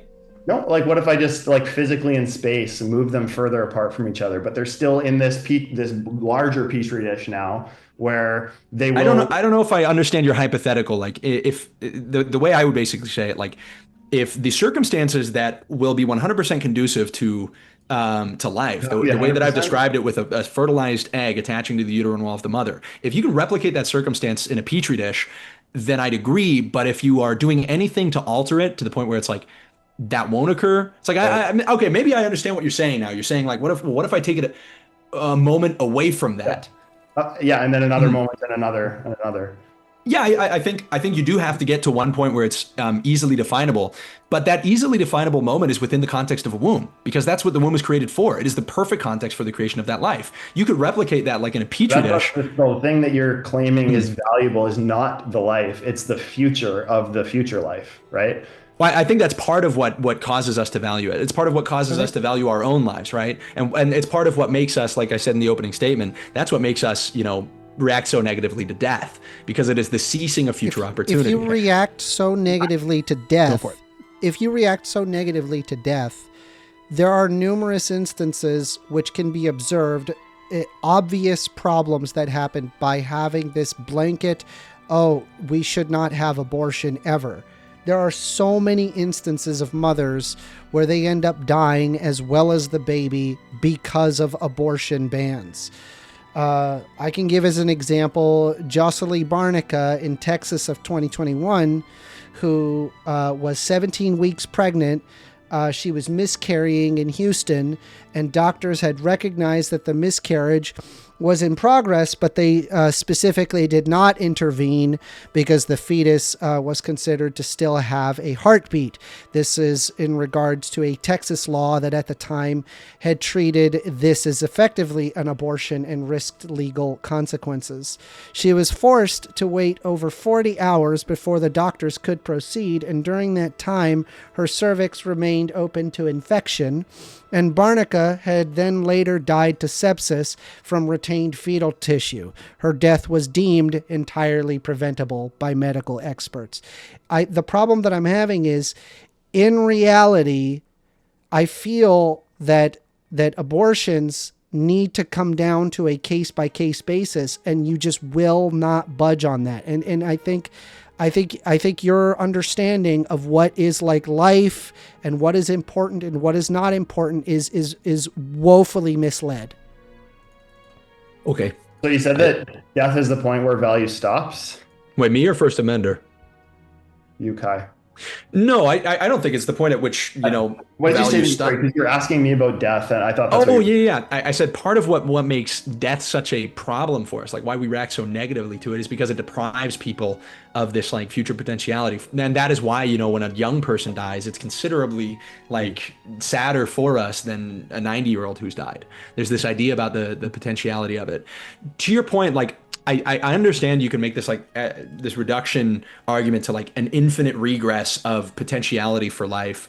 I'm kind of staking out like a clearly definable one that also limits the risk. Like, for example, there are different stages of development in a child's sentience. You had mentioned that there's one study that says that it could occur as early as, I think it was 13 weeks, if I'm not mistaken. Admittedly, that's a one-off study, but understanding statistics, it is a statistical possibility, which means that even within your own framework, you are basically playing with the possibility of terminating life unjustly. If that's the case, you ought to assume a more risk-averse position. Yeah, that's why I built in the precautionary principle into my. So where would you place the ban on abortion at? Well, that's where I said I would leave it to a panel of experts with the guidance of setting a cutoff point that respects the most likely instantiation of sentience plus a precautionary period. But even just that word already is kind of betraying the potential consequence of this choice. If you're saying that it's the most likely case, then you're admitting that there is a probability. Okay. Like I don't care that much about something that is like non-trivially sentient, like a mosquito or something. It's like I just don't care that much about it. If it has the sentience of a mosquito or less, it's like. I think that the fundamental difference here, though, is that the mosquito, it will never gain a higher sentience, right? Like, and it is also not a human being. The problem is like you can try again. You can always try again. Like after you abort. Let's let Amender in here, guys. He's been That was the patient. clarification. Yeah, listening. the problem is you could just try again. Like if you don't want to have the child at that time, or there's some sort of complication, great, you just abort the child, and then when you're ready, you try again. I don't understand as if like, oh, okay, that we just lost that life when we have miscarriages happen all the time. Obviously, that's a heartbreaking scenario if they wanted to have that child, but it's like that still why is a miscarriage bad, First Amender? Because they wanted to have the child. So the child's worth then is determined by how badly the parents want to have it? Correct. It's unironic, specifically the mother. Yeah, that's exactly how that works. if the mother has a child, finds out it has Down syndrome, loves it less, is the child with Down syndrome worth any less than like another child? They can decide to abort that child. That's very common. What if the child's born? Like, is the value of the child still dependent on what the mother No, thinks it of is no longer dependent on the mother. Then they have to take care of the child. What has significantly changed as far as assigning value to the life? What has changed is they are no longer dependent on the mother's body in order to survive. But they are as an infant. Like, they depend on a ton of things that the mother provides. They can get if they don't want to be dependent on the mother, then they can just give it up for adoption. Wait, there is no longer dependent on the mother. Crazy argument. It's not a crazy argument. It makes perfect sense, and it works in reality. Hang on. First Amendment. Do you differentiate between abortion and killing the fetus. Do I differentiate between abortion and killing the fetus? No, those are the same thing. Okay, so if a woman wanted an abortion for any reason, hypothetically, she's crazy, she's racist, at 32 weeks because she doesn't want a black baby, is that acceptable to you? I don't like her position, but that's her decision. She should okay, be so able it's to be morally the ultimate permissible. decider as to whether or not that the baby comes into life, because I believe that a person's bodily autonomy is greater than that of a fetus. I'm sorry. Okay, sure. If a woman gives birth to Do a baby, Have you heard of the diff- flaming building argument? Do you know what I'm talking about with the IVF burning building argument, right? Yeah, so like just curious, Yeah. like which one, like you're in the I'd save burning the building, baby. you would save the baby. Obviously the Yeah. baby's more valuable than 100 fetuses, right? Would you, Kai? I didn't say that. No, but it would be. You picked the baby. Would Kai? If you would save take the baby over Like, five that's old incidental. people, does that? No. Let's say that I even concede that. Let's say that it is more valuable. Does that mean that the embryos don't deserve human rights? I think it's entirely dependent, but obviously a baby is more valuable than fetuses. Come on. No.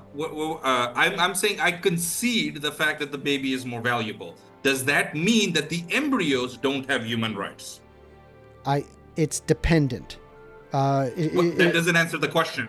It depends. It's not a yes or no. There's many factors that cause independence of that. This is a non-hypothetical. Let me ask like you my like I think question. if like a So mother understand. wanted a fetus, right, or wanted a baby, and then they're pregnant and then they get murdered, and that mother wanted that baby, that would be an example of a double homicide because they wanted the baby. So yes, it is Okay. dependent on the scenario.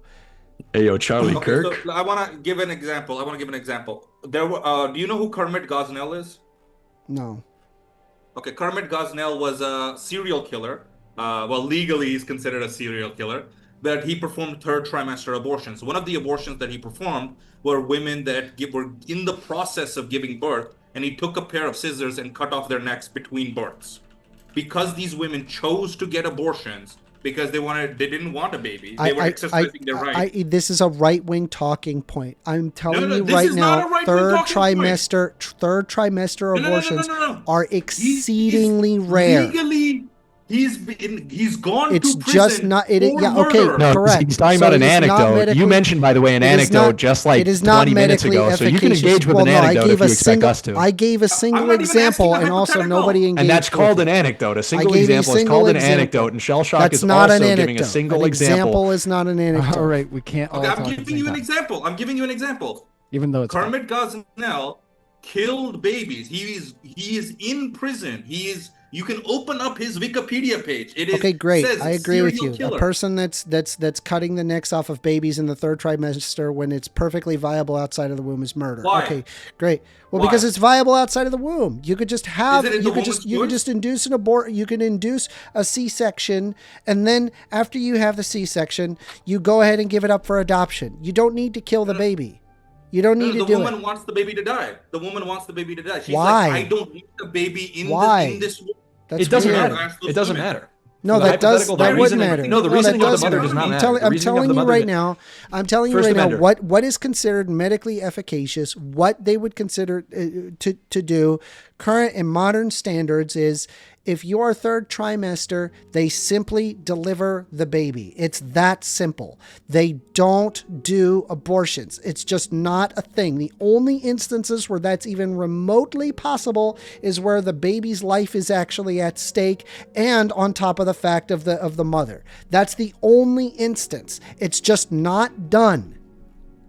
So Kermit Gosnell doesn't exist in your I reality. never said it never happens. But I'm saying what is medically efficacious, it is not a thing. They don't do this. It's just a right-wing talking point. I just want to say, First Amender, what you're not being is consistent, because you have once Oh, my again, fucking like time God. and wait, don't say the F word, pal. You've time and time again asserted that It's the value not of black and white. Hold on. I understand that. I'm not saying it's black and white. You're saying that the value of the child and whether or not it can be aborted is subject basically to the jurisdiction of the mother. It depends on if she wants to carry it to term or not. Correct. There could be, like, let's say there's a huge change in the mother's life such that she like fell into economic distress And now having a child, let's say she's even in the third trimester, she's planning to take the baby to term. Let's say, oh crap, now there's like going to be this huge economic distress. I want to be able to abort my child. Yeah. But it's also going to cause me, hold on. I understand what you're about to say. But let's say it's also going to cause me distress if that child continues to grow up. Like, she doesn't want the child to be in the world because that's going to cause her distress knowing that she's not going to be able to be the mother. But she's also not going to be able to carry the baby to term. Is she capable, or rather, do you believe that she should be able to still decide to abort the child? I don't think so, but also just but also because it's viable. Because it also so just viability FYI, overrides the suffering of the because mother. just FYI, if they went up to the doctor and says I want to abort it, and they're at third trimester, they would simply say, okay, we're going to induce a C-section, and then we're going to get a adoption, and then that would be it. That's how that works. That's I don't know. I don't know if they have the medical right to do that. Like, I don't know if that's no. the They case. would tell you that that's what they are doing. They're not going to do. They're not going to do an abortion. That is not medically efficacious. They just don't do what you're saying that they do. They don't do it. I'm telling you. When I asked you specifically, I asked you this question. I asked you, do you differentiate between an abortion and killing the fetus? And you said no. Correct.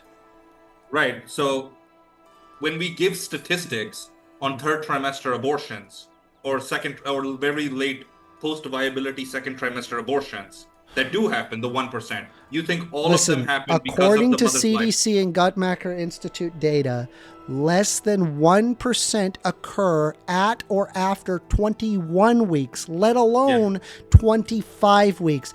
It's basically non-existent.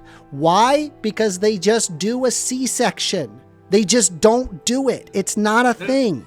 No, but you do agree 1% Oh of my abortions God. do happen. No, it's less than 1%, and that's after, 1%. and by the way, that's after 21 weeks, not even at 25 weeks. 25 weeks is ludicrous. It just doesn't happen. They don't do it. Does it not happen? Or there's very rare scenarios where it can happen. Right. Okay, the only instances where they happen is where you have really severe maternal health risks. You know, you could have a preeclampsia. There's cancer, organ failure that happen in third trimester. There are lethal fatal diagnoses that happen, such as you can have a trisomy 18, for example. You know, there are often, quite often even delays in care due to legal or financial or access barriers that push women later into pregnancy before they can obtain a particular procedure. It is performed, but that is super exceptional. That is in very medically urgent cases. And so it is extremely rare what you're talking about. Typically, if somebody wants an abortion post 25 weeks and it's viable, they simply induce a birth. That's how it works. Hypothetically, let's assume that's not the case. Oh my God. Okay, hypothetically? No, because I have evidence that hypothetically, what if I have a unicorn where I win all arguments? Didn't he already? I have a unicorn right next to me. Hey, you unicorn. Said hypothetically, did I win this argument? Yes, Amanda, you won the argument. I don't know why he's and then that would be the end of that. Like, he did agree to this already. You asked him, he answered. Right. I guess I'll ask one final question to First Amender, and then I've got like 5 minutes before I crash out. I've got like 5 minutes before I crash out. No, but keep going. You're leaving?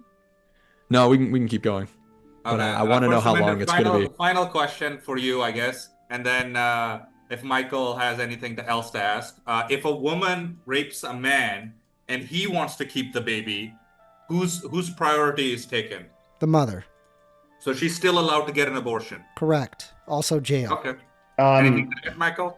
Yeah, I mean, there's still so much to discuss. Yeah, still you can. Ryan, how long do we have here? I know another 10 hours. I'm here for 10 hours. I'm not here for 10 hours. Just we've got another. Yeah, we've got Q&As to enter into. So we do have a Q&A coming up. So if there are some things that you guys wanted to kind of wrap up in the next little bit, but it is up to you. If you were like, hey, I want an extra, like if you want to keep going for an extra 10, 20, it's fine by me. But you know, we'll give our audience a little gauge. Kai, you sound like you might be a little bit more in a hurry there. So what's your time gauge? When would you like to hit that Q&A? This view is about to come under attack. Nobody else cares. Yeah, I'm running. I'm running. Yeah, don't I run wanted away. First Amendment. I wanted First Amendment. No mas. No.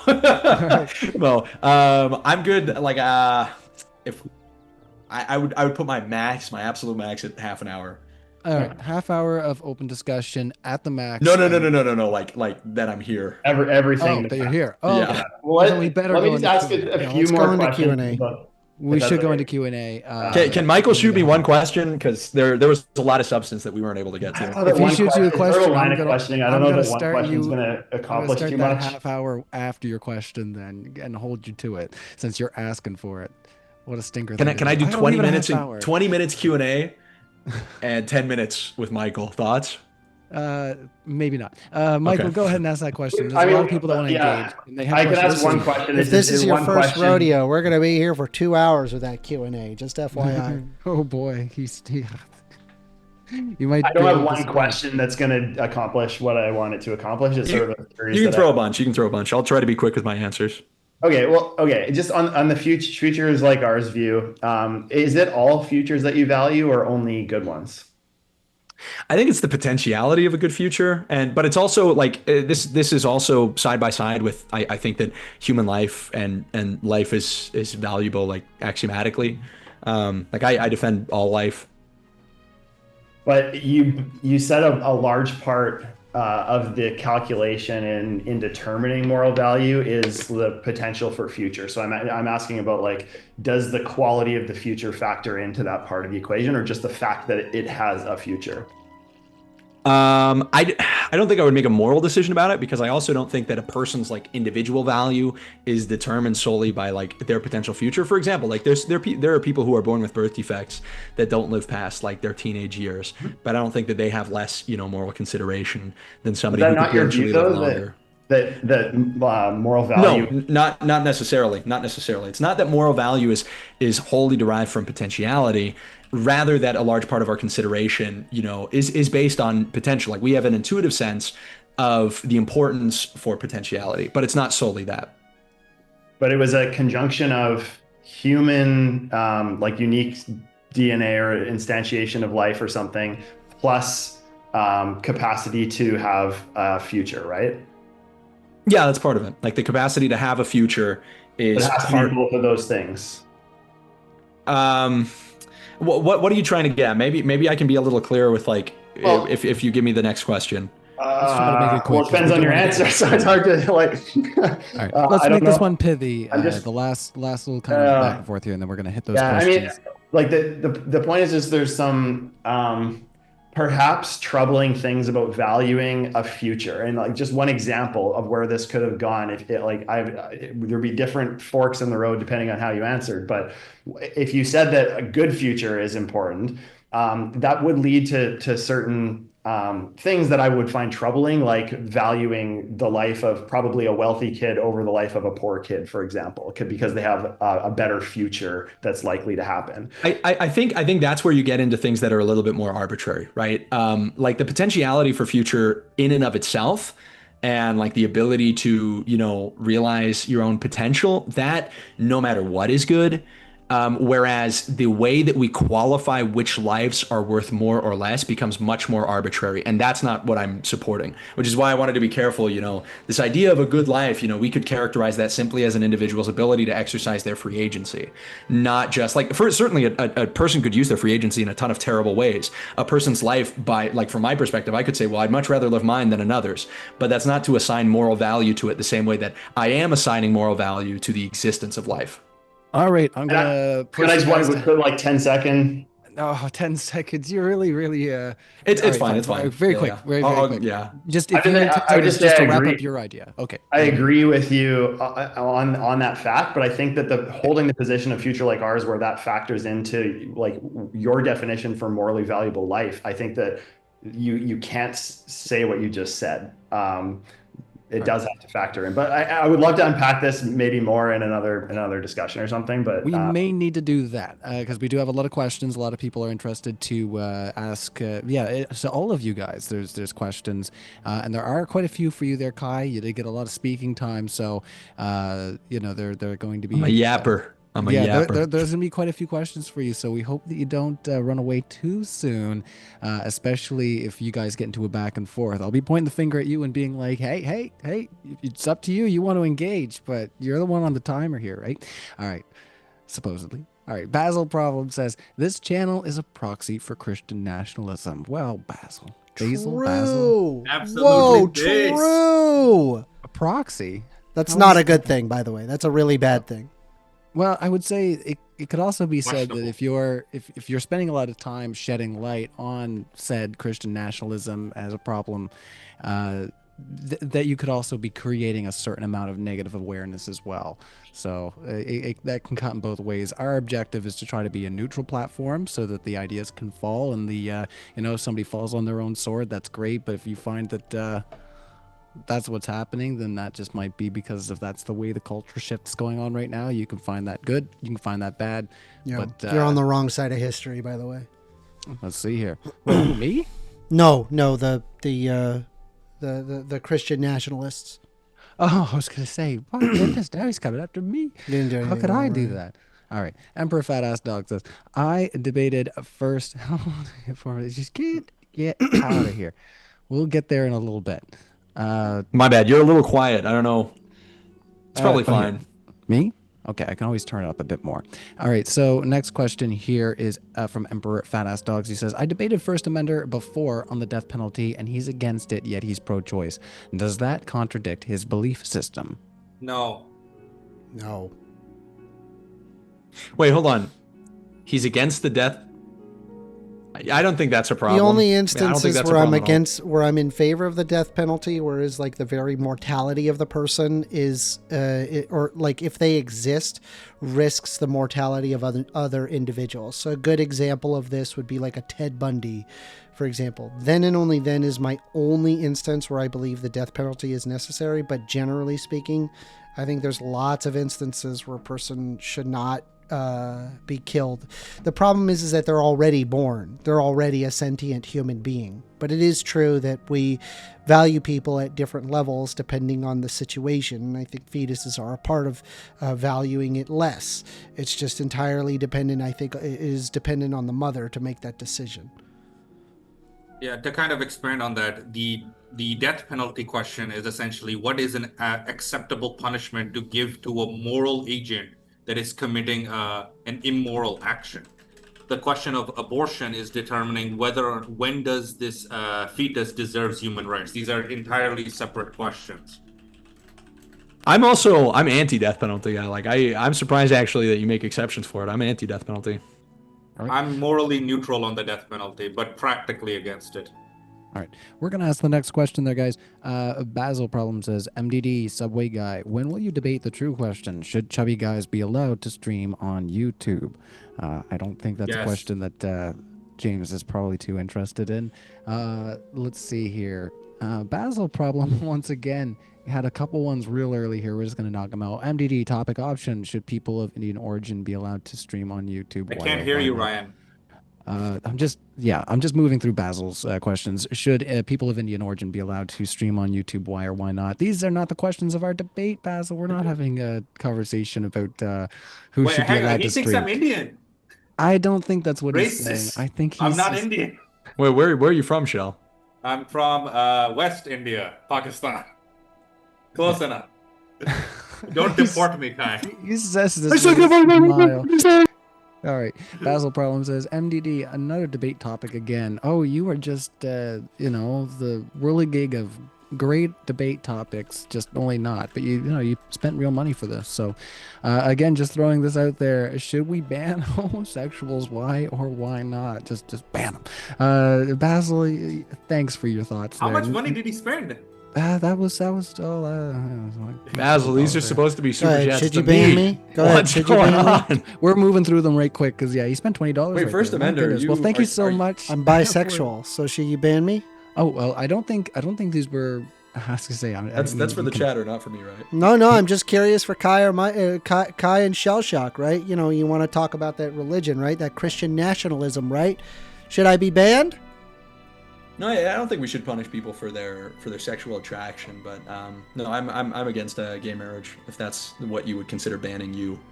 I don't consider it that, but I would be in favor of repealing same-sex marriage protections. All right. Well, let's move on from there since it's not the topic of our debate, but we definitely can have that debate. So Richie, for $5 says, Mike, are you saying personhood starts at conception, but it's okay to kill that person before sentience? Would you even call it killing before sentience? Talking to me, would I call killing a non-sentient fetus killing?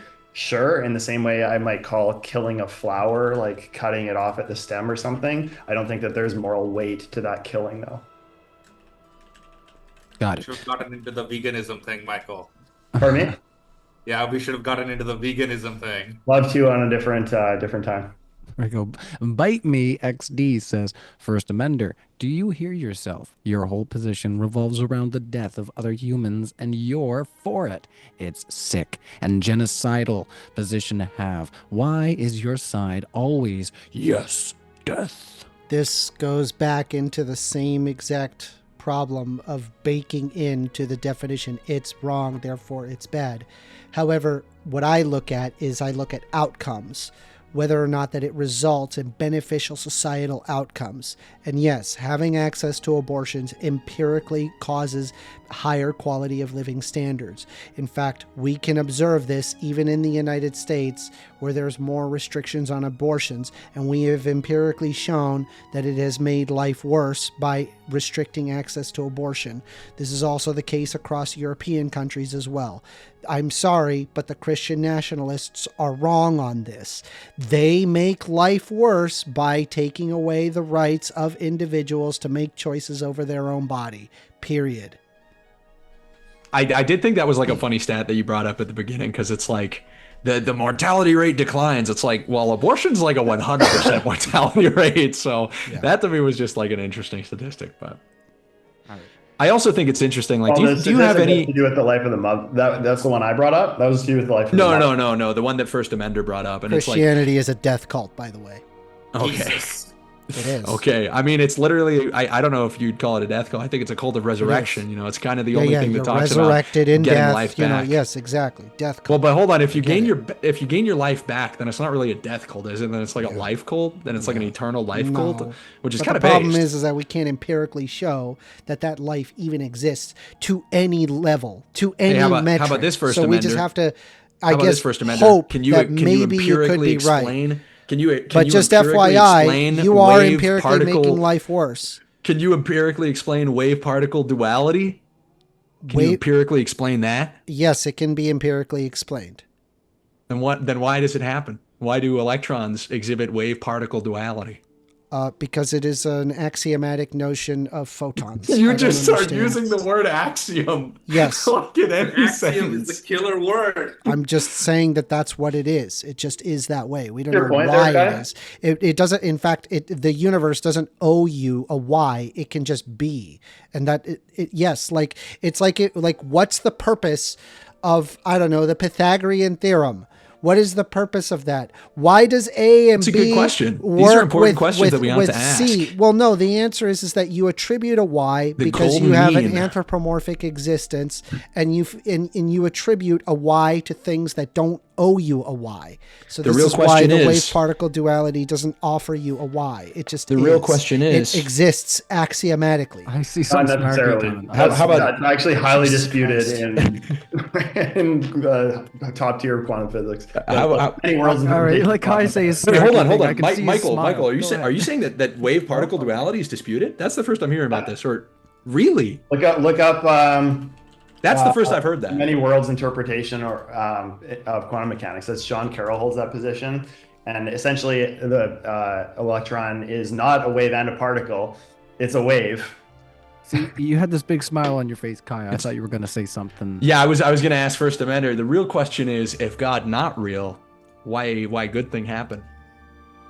If God not real, why good thing happen? I think that good thing happen because there are things that make the ape brain chemicals happy or satisfactory, and that is what What we about a associate with tree? good. Why does a tree reproduce? Because of a series of chemical outputs. But like, what's like the driving force behind? There is no driving force. It exists from. Then why does it reproduce? Like, what is the advantage of a tree? It just Because exists. it wants to It get just down exists just as a like everybody else. deterministic. All right, we gotta ask them It this is a question. deterministic outcome that it arrives itself purely from systems that are known. But I'm asking. Okay, yeah. Let's move on to the next question here. I gotta adjust my levels here because Max said that I'm clipping, and you guys say you can't hear me. I swapped out my mic. Hopefully, you guys can hear me better. Wi-Fi Gospel says, based on First Amender's first argument, the teen who was raped must be able to unalive her baby after birth to prevent further suffering on her end. What the Can you fuck? repeat the question?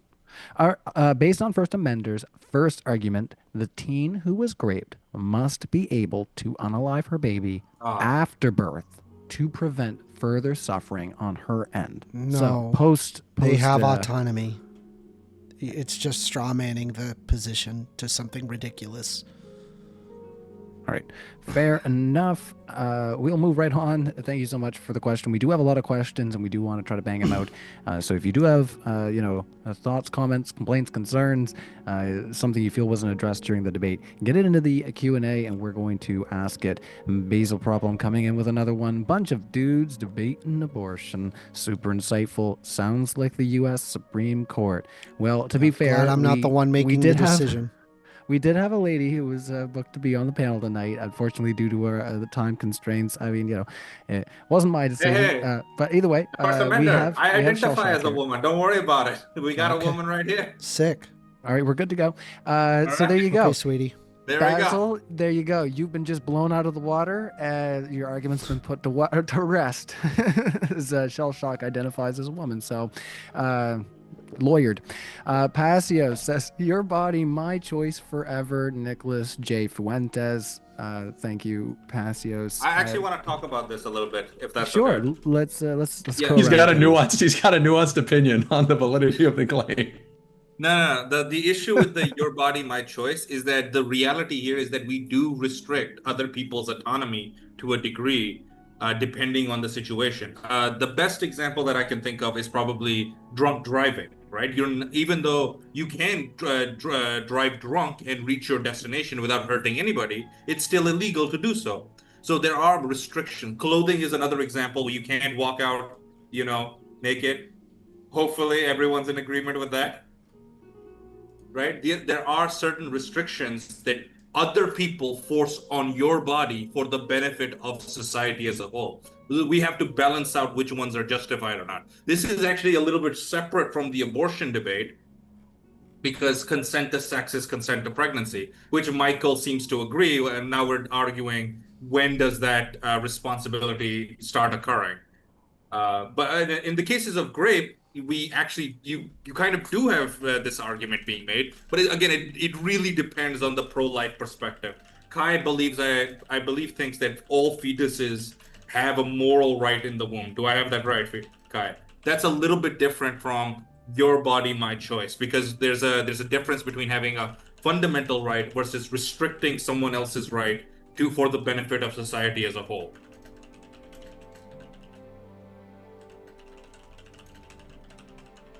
All right. Well, sorry about that. Let's move on from there then. Seems like everybody else is kind of putting that one to rest. Thank you so much for wrapping that one up there, Shell Shock. And I was just checking the live chat. I'm so sorry. I wasn't as ready as I should be. Nobody else wants to make any comments on the quote there from Nick Fuentes. No. Everyone's favorite. Basil Problem says, Kai, is every sperm special? I mean, it should be a song. Literally, yes. I mean, it's like in its capacity to eventually create life in the proper context. Yeah, every sperm special. My sperm is special. Look at it. I think he means in human life, right? Like he means like human life individually. Is it valuable? No, I think he's getting at whether there's a reductor there into sperm rights is what I would get. Yeah, and which is why I qualify within the proper context, right? It's like just the egg. I thought you had, but it sounded just there like maybe you were saying. No. The creative potential, like in a genetic sense, like in the code that is contained in every sperm. Yeah, but the way we value it depends absolutely on the context. Well, by the way, I did want to add that, Michael. I think because I didn't want to come off as if I was dodging the like 100 embryos, right, versus like the one child. I think a significant way of how you weigh that, like I think it's impossible to weigh because there's not a good way of considering at which point like the reliability of the life takes precedent over the rest. For example, if I were to ask you, would you rather have like one child that's in its third trimester in the womb versus a child that's in its second trimester in the womb, which of the two would you take if you're forced into the same hypothetical? My view would be based on the sentience, so I would take the third trimester child. But even in the second trimester, like by the stats you mentioned, like it is sentient. It's more sentient. I think that there's like they would be equally entitled to negative rights to life, but again, similar to your question about the child and the old person. Yep. I've thought this through a little bit of just like what age would I like save if forced into the decision. It'd be probably around like 5 to 8 would be like the ideal person I would save if forced to choose one age over another. Oh no, I'm saying like they're both in the womb, both are sentient. Yeah. I think you and I both agree that we would choose the child in the third trimester. Mm-hmm. The reason we would do that is because the possibility of that child, developing is further. Hold on. It's more insured. Like it has already been more successful in its developmental process than the child in the second, because there's any number of things that could happen in the last trimester that the second trimester fetus hasn't even gone through. In that same way, I feel that although like I am providing or I'm giving moral value to the embryos that are like frozen or whatever, I'm giving them moral value, but I'm weighing it against the reliability of the child's life. Like we know the child's alive. We know that it has gone through these stages. It's very likely that it'll continue living. All these number of factors, right? If you were to do like a 1-to-1, it'd be a lot easier to make that decision. The issue is you manipulate the numbers. You begin to say manipulate 100. them in such a way that it equates what you're talking about. So let's say that the likelihood of successful IVF implantation is 10% or something. So would you take 10 embryos, one child? It's like give or take, or would there be a clear winner there? Well, and that's the issue, right? Is like I don't think anybody has a good way of weighing that out. I don't think there is a really good way of weighing out the potential, right? Like in a numerical sense. I think it's wild to choose 10 embryos over like a 1-year-old. I think that's a wild, horrible thing. I think it absolutely appears wild to us, but the reason it appears wild is because we have this kind of intuition about like we absolutely know that the child has gone through the developmental stages that the embryos haven't, but likely would. I think that's what makes it ridiculous to us. I don't think it's a matter of like a conflict of morality, but that's the reason why that, I would say 100 embryos.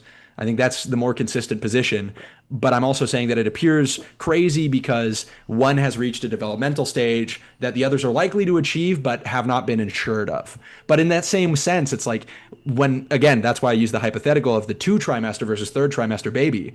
It's like, okay, both of them are sentient.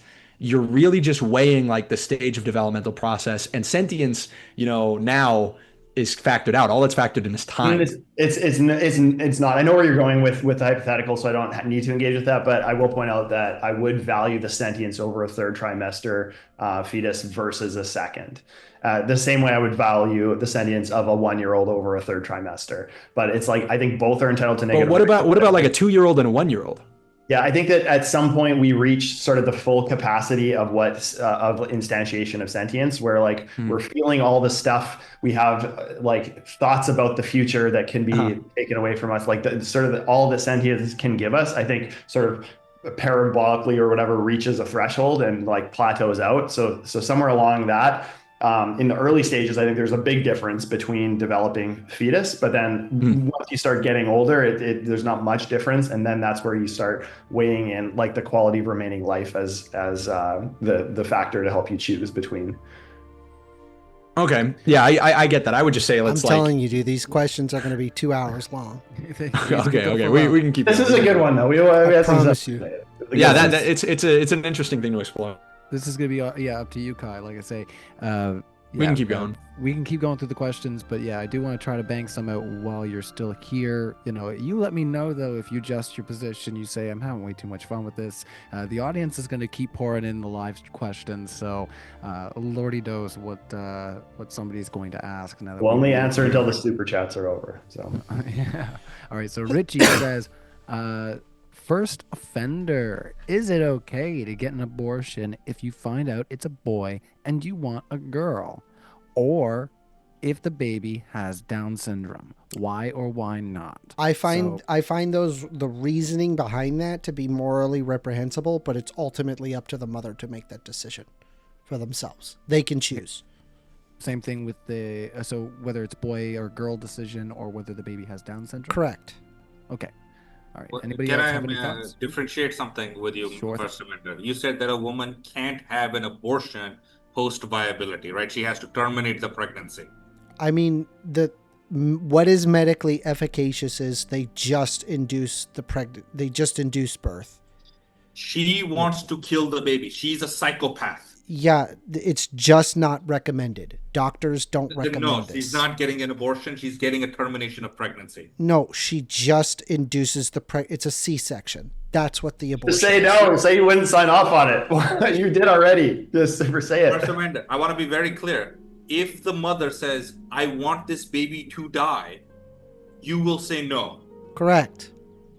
But she's still allowed to terminate her pregnancy, ending the pregnancy. No. What? So you would force her? Correct.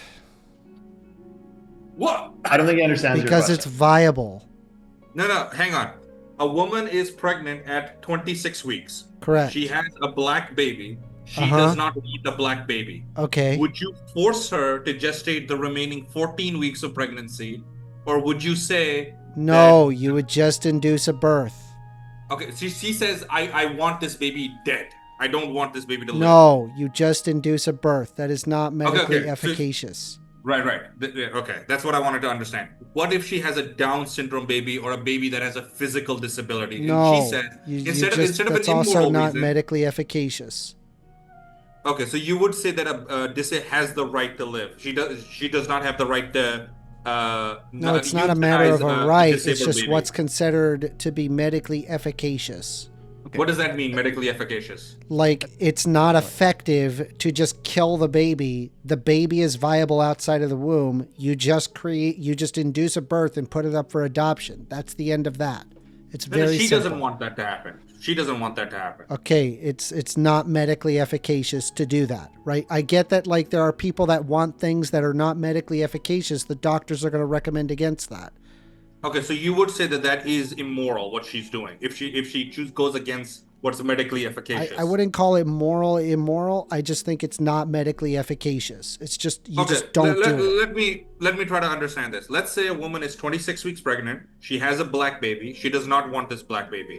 She goes to the doctor. She says, I want this baby to not breathe oxygen when it exits my womb. They say, I'm not going to do that. That's not medically efficacious. Correct. So she goes to a back alley abortion and kills the baby. Okay. Is that murder? I don't think I would call it murder, but yeah, it's pretty morally reprehensible. Okay, so she is allowed to get an abortion, legally speaking, because she doesn't face any legal repercussions. I suppose so, but it's just not performed. Like what you're talking, I like gave you an doctors example of Kermit Gosnell, doctors man. don't perform this. All right, we're going to move on to the next question. Thank you so much to our panel for having the back and forth there. I'm going to remind our audience there, I can get so scatterbrained sometimes listening to all the back and forth, but really important that I remind you all that we have our tickets available right now for DebateCon 6. So it's going to be a live in-person event. Early bird gets the worm. So check the link that I posted there in our live chat right now. So get in that live chat. Check out that posted note right there and maybe even participate in the poll and let us know where you stand on the question.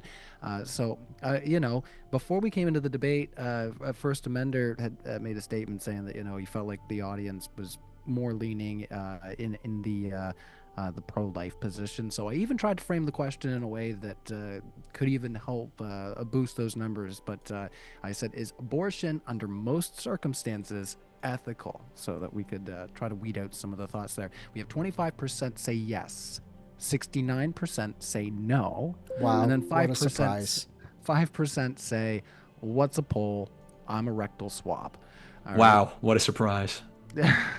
Yeah, it's not a surprise. This place has been I basically don't- overrun. Full by of Christian rectal swabs. nationalists. I don't make the polls. I just write them. Anyway, I'm kidding. Don't shoot the let's- messenger. Yeah, exactly. Yeah. They're rectal swabs, admittedly. By the way, in All the right. United States, most people are okay with abortions. All right. So we got lots of more questions, and I do want to try to bang a few more. Most people were okay with slavery at one point too. So I don't know if that's like a great argument, but Yeah, I'm sure. Yeah, but I mean, it was. I love that you like to pick where it does agree with you, unless when it doesn't. no, I then all of a actually sudden it's like, just I don't know if believe that's in a good majority rule. argument. All right. I actually just Okay. don't believe in like pure democracy. I don't believe in majority rule. All right, we're Gotcha. asking the next question. You just believe in a theocracy. Hold Got it. on, I know you want that last word, so let me ask this question. All right, Wi-Fi Gospel says, you know it's bad when your partner has to explain your opponent's hypothetical to you. You understand the argument, you just feign ignorance. First amender. I don't feign ignorance. I feel like I'm understanding it perfectly fine. I don't have any issue in these understanding. It's just I think that they empirically make life worse, and I'm arguing to make life better for people. So Sometimes people have such different worldviews; it's hard to understand each other. I think I'll steel man First Amender a little bit. Admittedly, most of us have gone into this debate. Like Michael said in his opening statement, he's addressing the like the more kind of philosophical or maybe moral implications. First Amender seems to have taken at least to some degree a utilitarian argument about harm reduction, maybe like a more pragmatic policy oriented perspective. So we haven't engaged a ton on that line. I can give him I can steel man him a little bit. I do think though that he didn't totally grasp some of the disagreements that we may have had. So it's not to say that he was correct, but it is to say, we understand First Amender. You took it to a level that we did not all come to debate. Well, let's ask that next question. But First Amender is definitely not shy when it comes to saying how he feels when it comes to debate, which is great. There's a lot of people that I can see sometimes they're sitting there and I'm like, you had a thought, and they're like, no, I'll let somebody else go. Yeah, that's no fun. So Wi-Fi Gospel says, First Amender, if hypothetically a gay gene was discovered, would it be okay to abort a child because a parent found out that they had the gay gene? it's ultimately up to the You mother. made me say this. It is What? ultimately up to a mother, and just so you are aware, there's no singular gay gene. However, there are a series of genes that in combination have a high propensity to being gay. So there's no gay gene, but there's gay Wasn't this the same question genes. Kelvin's asked you? Okay, let's just answer the question as a hypothetical. So as a Yeah, hypothetical, with the hypothetical, I did answer it. The answer is yes. You can a mother has a right to terminate a pregnancy. First Amender is Oh. red pilled. But not kill. No, I'm abortion pilled. I'm perfectly okay. Rhetorical with a switch mother there, by the way. deciding- Michael caught that. It's not killing anymore. All right, hold on. He has been consistent that it's a mother's decision for any reason. So we'll leave it at that. Basil Problem has a few questions. We'll come back to it. Basil. Let's see. Oh, I guess we could ask this one. Basil Problem says for $5, does Shell Shock have bodily autonomy? Like when he pleasures himself, who's controlling that? This is from Basil. These people make me say these things. They pay money to make me say So these things. Anyway. gross. Why? Well, I mean, I can answer the question. His mom controls it. That's pretty good. All right, I'll give you that. You've been lawyered. All right. Basil Problem says, MDD, can you confirm that James was not the guy that threw the subway footlong at the ice guy in DC? I can neither confirm or deny such allegations. Basil Problem says, oh, so Kai is a utilitarian.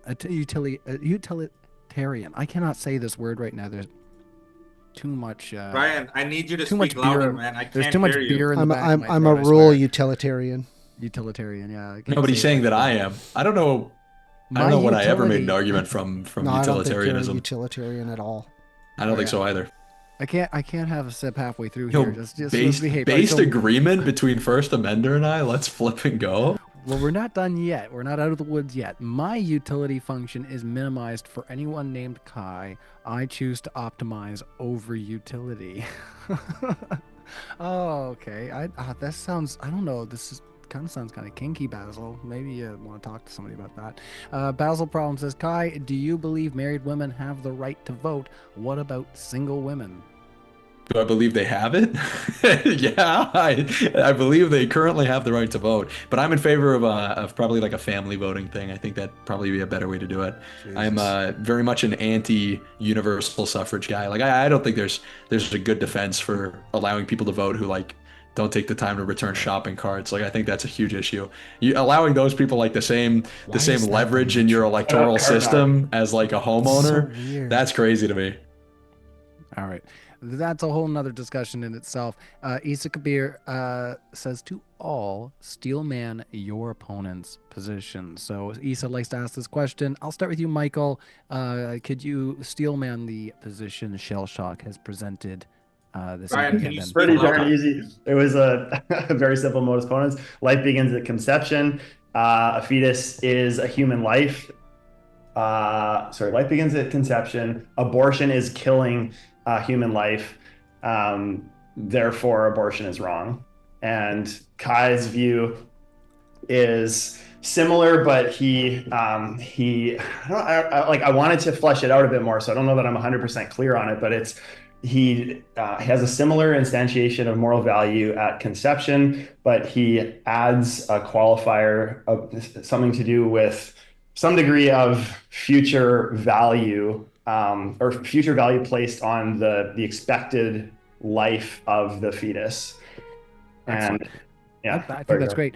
We got to go around the panel with this one, and Isa likes to ask this question, and I think it's great. It really can pull the rug out from underneath people and show if they've actually been paying attention or if they're kind of responding to straw men. So I'll let you chime in. Let's go back and forth, actually. So Shell Shock, start with Michael. Steelman Michael for me. What is his beliefs in this debate? I can barely hear you, Ryan. Can you Steelman Michael for me and what he believes? Yeah, Michael's argument is the continuous conscious experience.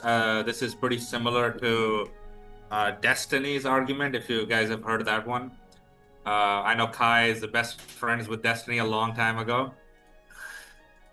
But basically, the idea here is that since we value death as brain death, as the lack of conscious experience, then we should value when the very first conscious experience occurs, which, with taking the precautionary principle on a practical level, would be around 12 weeks. All So it's good to have a continuous line that is not inconsistent. So from brain death to, figuratively speaking, brain birth. Okay. And First Amender, can you steelman his position right quick? Kai or Shell Shock? No. Shell Shock. Can you steelman First Amender as well? Me. Yes. Oh, okay. If you can do First so quickly. Amendment Steelman is going to be something along the lines of like, since we have our own bodily autonomy, and we don't let the government violate our bodily autonomy, then I think it should be wrong for other people to restrict women's bodily autonomy. Hence, a woman should have the right to get an abortion up until viability, because after that you can terminate the pregnancy. That was completely incorrect, but okay. Okay. Wow. That's all right. We're gonna hand it over to you, First Amender. Start with Kai there, and I'll let you end with Shell. I think that Kai just says point blank that abortion is murder, and murder is an unjustifiable killing of a human being, and so he believes that abortion is that. Just simple as that. And I believe that the basis of that comes from his belief in his religion. Shell Shock offered it was a syllogism where he was saying that life begins at conception and we ought to protect human life, therefore it is wrong to abort a fetus. All right. Last but not least, Kai, I'm going to hand it over to you. If you want to start with Michael, tell me what Michael presented and do your best to steelman. Yeah, for sure. Michael presented the case that we ought to value human life only after the point of sentience. That's kind of the thing that makes it valuable. So you could extend like the qualifications for abortions in the case of consensual sex only kind of at prior to the point of sentience. But there were notable exceptions in the cases of rape or in any of the ones that he showed in his first PowerPoint. If any of those are broken, then it's a different case. And he kind of, I don't know. I guess that's kind of the basic position. I think that's pretty accurate. That's the All right, fundamental basis let's move for over to it. first then. How could you steelman First Amender in this debate? First Amendment basically made the argument that of bodily autonomy of the mother, that the mother has the ability to decide whether or not she wants to carry the child to term because of the amount of suffering that the child might produce in her life. I don't think that was totally consistent with a later argument he made, which was that if it is possible to deliver a child, you ought to deliver that child. But he did make that case. I think it was basically like a case from bodily autonomy, and then yeah, I don't know. I think he had kind of made two cases that were a little bit contradictory. He kind of started to make a sentience argument based off the viability of the fetus, but also made the argument of like the mother's bodily autonomy. I think that's pretty good there. Was that accurate, Michael? I do want to ask, and then I got to run. Well, I got two quick ones for you there, Kai, because they're specifically for you, and we'll have no follow-up. Responsibility condition to be out of it. So no follow-up here. Basil Problem says, Kai, what is the Hamiltonian for 1/2 spin particle in a magnetic field? Pointless question. Do I have to get my glasses out to read these freaking words? It was funny. I looked that up on ChatGPT and told it to like say it the way that a professor would, but there's no easy answer. Like it's a whole lecture. So Hamiltonian. Oh, sorry. I was supposed to say it with a little bit more. Yeah. All right. Awesome. All right. So Basil Problem says, is Kai smarter than Kant? All right. No chance. Not too much to put in there. Yeah, I think that's all the ones that are specifically coded for yourself. So I'm going to give you a closing statement. Give us 1 minute and let us know what you thought of the discussion. And you can tell people where they can find you, all that good gravy. Thank you. I appreciate it. My name is Kai Schwimmer. I'm a political commentator, campus speaker. You can find me on Twitter at Kai Schwimmer, SCHWEMMER. You can find me on Instagram, Kai Clips, KIKLIPS. I think the closing statement is kind of relies back on that. I think that the right to life is axiomatic. Every single thing that we value depends on the ability that we have to preserve life. And I think that a lot of the places that we begin to enable abortions are placed very arbitrarily. And I think you will get to the point where you're deciding basically to risk either ending sentient life or placing the restriction pretty close to conception. I think the most consistent position that we can secure, the one we ought to do to maximize the ability of people to have a future like ours, to use that terminology, but also to exist, is to protect the right of life at the point of conception. And that means making abortion illegal because it is, by definition, the unjust taking of an innocent life. And yeah, thank you so much for having me. It was great to have a debut here on Modern Day Debate. I apologize that I'm running so fast. You know, I got the producers calling. I've made too many commitments for the evening. But big thanks to Shellshock for picking up the slack and hopping in real quick. Shout out as well to the debate partner I was going to have, who unfortunately could not make it, and First Amender and Michael. Thank you guys so much for the debate. It was awesome. And of course, the moderator. Thank you for moderating. It was lovely to be here. Have a wonderful evening. All right, we'll see you next time. Cheers. And yeah, let's get back into that Q&A. And yeah, I do apologize, Sunflower. Michael, I have a favor. Oh no, hold on. I'm just talking to one of our super chatters. I must have read your super chat a couple of times, and I must have just skimmed over it. Thank you for reminding me. Honestly, it's not that we do a matter of like, oh, it's a certain amount. We read them the order that they come in.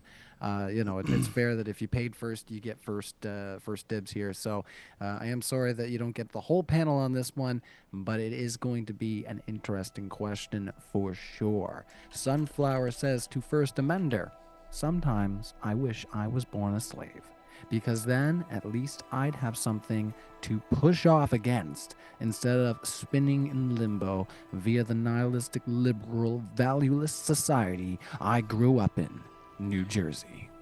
I remember reading a story about a slave that stole a piece of candy from their master, and as punishment, that child was placed underneath the rocking chair of their master.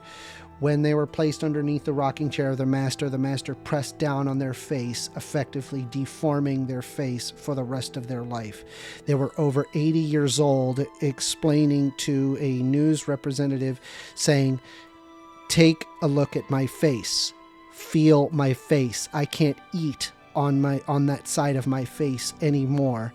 That's what slavery is like. I think you're applying a romantic view on slavery, and I think that that you really need to rethink your moral axioms if you consider slavery as a way of guidance. Any other thoughts on the panel on this $10 super chat, saying that they find that to be preferable to, well, I mean, of course, to the opposition of being aborted, but Shell Ryan, Shock. speak up. All right, Shell Shock, your thoughts on what Amender just said? Well, I can't hear you, Ryan. It's not about me. So the question was, sometimes I wish I was born a slave because then at least I'd have something to push off against instead of spinning in limbo via the nihilistic, liberal, valueless society. Maybe I grew up try in, a which is- hobby instead of being a slave. How about that? So, Jesus Christ. thoughts I think on this is Psychos. I think this is an extension of my argument of like it's better to be a slave than be dead, essentially. When First Amendment asked me, would I rather live in a world where abortion is illegal but slavery is legal, versus slavery being illegal and abortion being legal. So in regards to this, I think he's essentially saying that sometimes I wish I would rather be a slave than the nihilism of this is like total bullshit, but whatever. Regardless, the argument of is it better to be a slave and fight against your oppressors versus not even having the opportunity to do so and dying on birth, then yeah, obviously fight against your oppressors is the better option. Okay. Let's ask the next question. Bite Me XD says, "Yo, Ryan, here's $5 for reading my chat with so much force and effort. Respect, man." All right, well, respect back to you. I was gonna say we had that one earlier. Oh, what was it? I said, yeah. The is every sperm special. I was thinking to myself, that's such a Sean Connery quote, you know? He'd be out there of like, what's that family planning, whatever it is, that unit? He'd be out there campaigning for them, being like, every sperm is special. All right. All right. Let's see. Basil Problem says, Shell Shock. What if it's a Pakistani baby? Where did these questions come from? So I think they started out saying like, should you be able to be on YouTube? Did you say something at some point saying like people should not be allowed to be on YouTube if XYZ? Like, I'm just confused where they are coming from here with this line that they've been just pulling. No, I think he's just upset that his mom spends more time with me than him. So you know. Oh my goodness. Well, you just do your best to wash Basil's mom off of you. All right, so Basil Problem says, you heard it, Basil. It wasn't me, all right? He's the one that said it. All right, Basil Problem says, Shell Shock. Are you a U.S. citizen? Please show us your papers. Oh, groan. No, I'm not a U.S. citizen. Yeah, this is the result of Christian nationalism. This is just another example. I was supposed, but I got deported. You know, ICE is too strong. What can I say? Oh, the smell of the boys drove you out, did it? Anyways, these guys haven't showered in weeks. They drove me out of the country. Anyway, no, I'm just joking. Let's see here. That's the end of our super chats, guys. If anybody has any other questions, you better get them in now. Shell Shock has just decided that's a good time to jump on out. Is it really? All right, we're going to go into those closing statements in just 1 second. For anybody who hasn't already, hit the like button. It's been a bit of a slower evening this night, but that doesn't mean the post, the watch of this stream is not going to be fantastic. So yeah, definitely hit the like button. Try to boost this one up. Help us out. Help out these fellas who had this discussion tonight. Shell Shock's back. I'm going to hand the floor. You know, I usually go around reverse style. So Shell Shock, you'll be first on the floor to give your closing statement. So let the discussion. Let First Amender go, then I'll go, because one pro-choice. No, you don't make the rules. You go first. You have 1 minute Okay. to let everybody know where they can find you, and also your thoughts on the discussion. Yeah. My name is Shell Shock. I have an anime manga YouTube channel. If you guys are interested on the next Attack on Titan review, I'm working on that right now. I would say that I'm a little disappointed on First Amender. I feel like he was flip-flopping a lot on more sentience and bodily autonomy. I feel where you can either have an abortion and the sentience is relevant, the sentience is irrelevant, or the sentience is relevant and you can't have an abortion. I feel like I did actually push back Michael a little bit on the beginning part with conjoined twins when he, in regards to the rape cases, I thought that was it's because I consider possible. multiple factors. It's my closing statement. Statement. You're on Sorry. mute. Just don't unmute yourself, please. All right. So last thoughts through Shell Shock. Yeah, and so I thought Michael did. So that was kind of an interesting discussion. Hopefully, this did end up being 3 hours. We did go back and forth a lot. There were a couple other points that I wanted to kind of bring up. I do think that the argument of continuous conscious experience, and Michael was running away a little bit from the hypothetical of using corpses as being able to rape a corpse. I think that should be a bullet you'd be willing to bite if you don't value conscious experience, which I guess we can again get into that. But yeah, I would say that abortion is murder. All right. Basil Problem said, hello, Kai acknowledged he doesn't believe women should have the right to vote. It's amazing the reaction here is so ambivalent. Great job, MDD.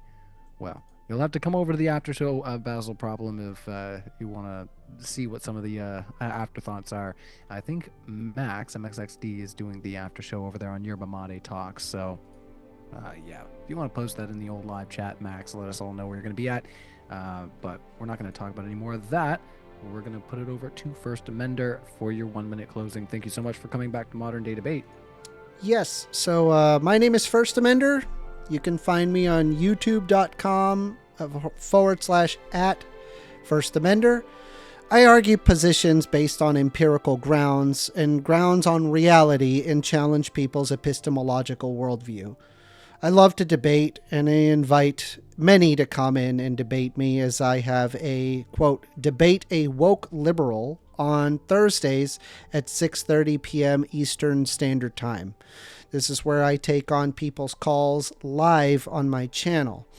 In terms of this debate itself, this debate was much more, I would say, it was much more polite than many modern day debate panels that I've been on.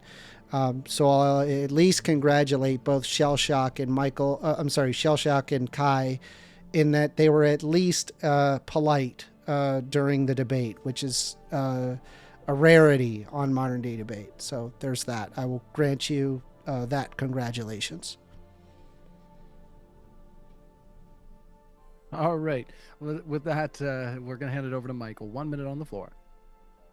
Sure. Yeah, thanks for having me. This was a lot of fun. Happy to come back. Yeah, I enjoyed the discussion. I feel like we could have gone a lot deeper. Didn't really get a chance to attack quite as much as I wanted to some of the views of both Shell and Kai. We were getting into it a little bit at the end, but there's a lot further I wanted to go. So perhaps another time, if you guys are open to it. The running away from the necrophilia thing, I've maybe just go back and listen. I feel like I was pretty clear with my position there. I just felt like it was an uninteresting question, but I did answer the question you asked and then gave the clarification of why that I didn't think that had the weight that you thought it did. So that's my answer. So if you don't like it, that's fine. But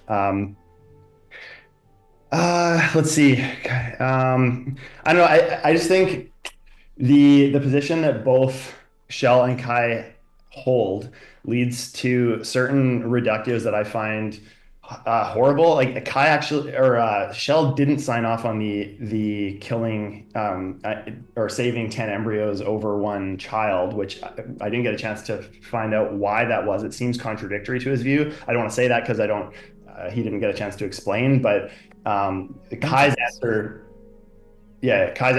was that he would save the embryos, which is just a crazy reductio to me over the life of a child. So Moral of the story, I think sentience is the only point where we can logically instantiate moral value, and I think that would be a sum up of my position on this. Awesome. Well, thank you to everybody on our panel for the great discussion this evening. Thank you to our super chatters, even you, Basil Problem. You just call me Captain Weasel. You kind sir, you. Oh, what a polite sir. All right, we're gonna close it out there. Thanks you everybody. Hit the like button, subscribe to the channel, Modern Day Debate. We do have our live event coming up here. Check out the pinned chat there for the tickets. And you can see that throughout most of the debate, I had the tag up there. That's in Nashville, Tennessee, Saturday and Sunday, November 15th and 16th. So early bird ticket access is in the link that I put in the live chat below. So check it out, and we will see you in just a few days. So thanks everybody again. Cheers.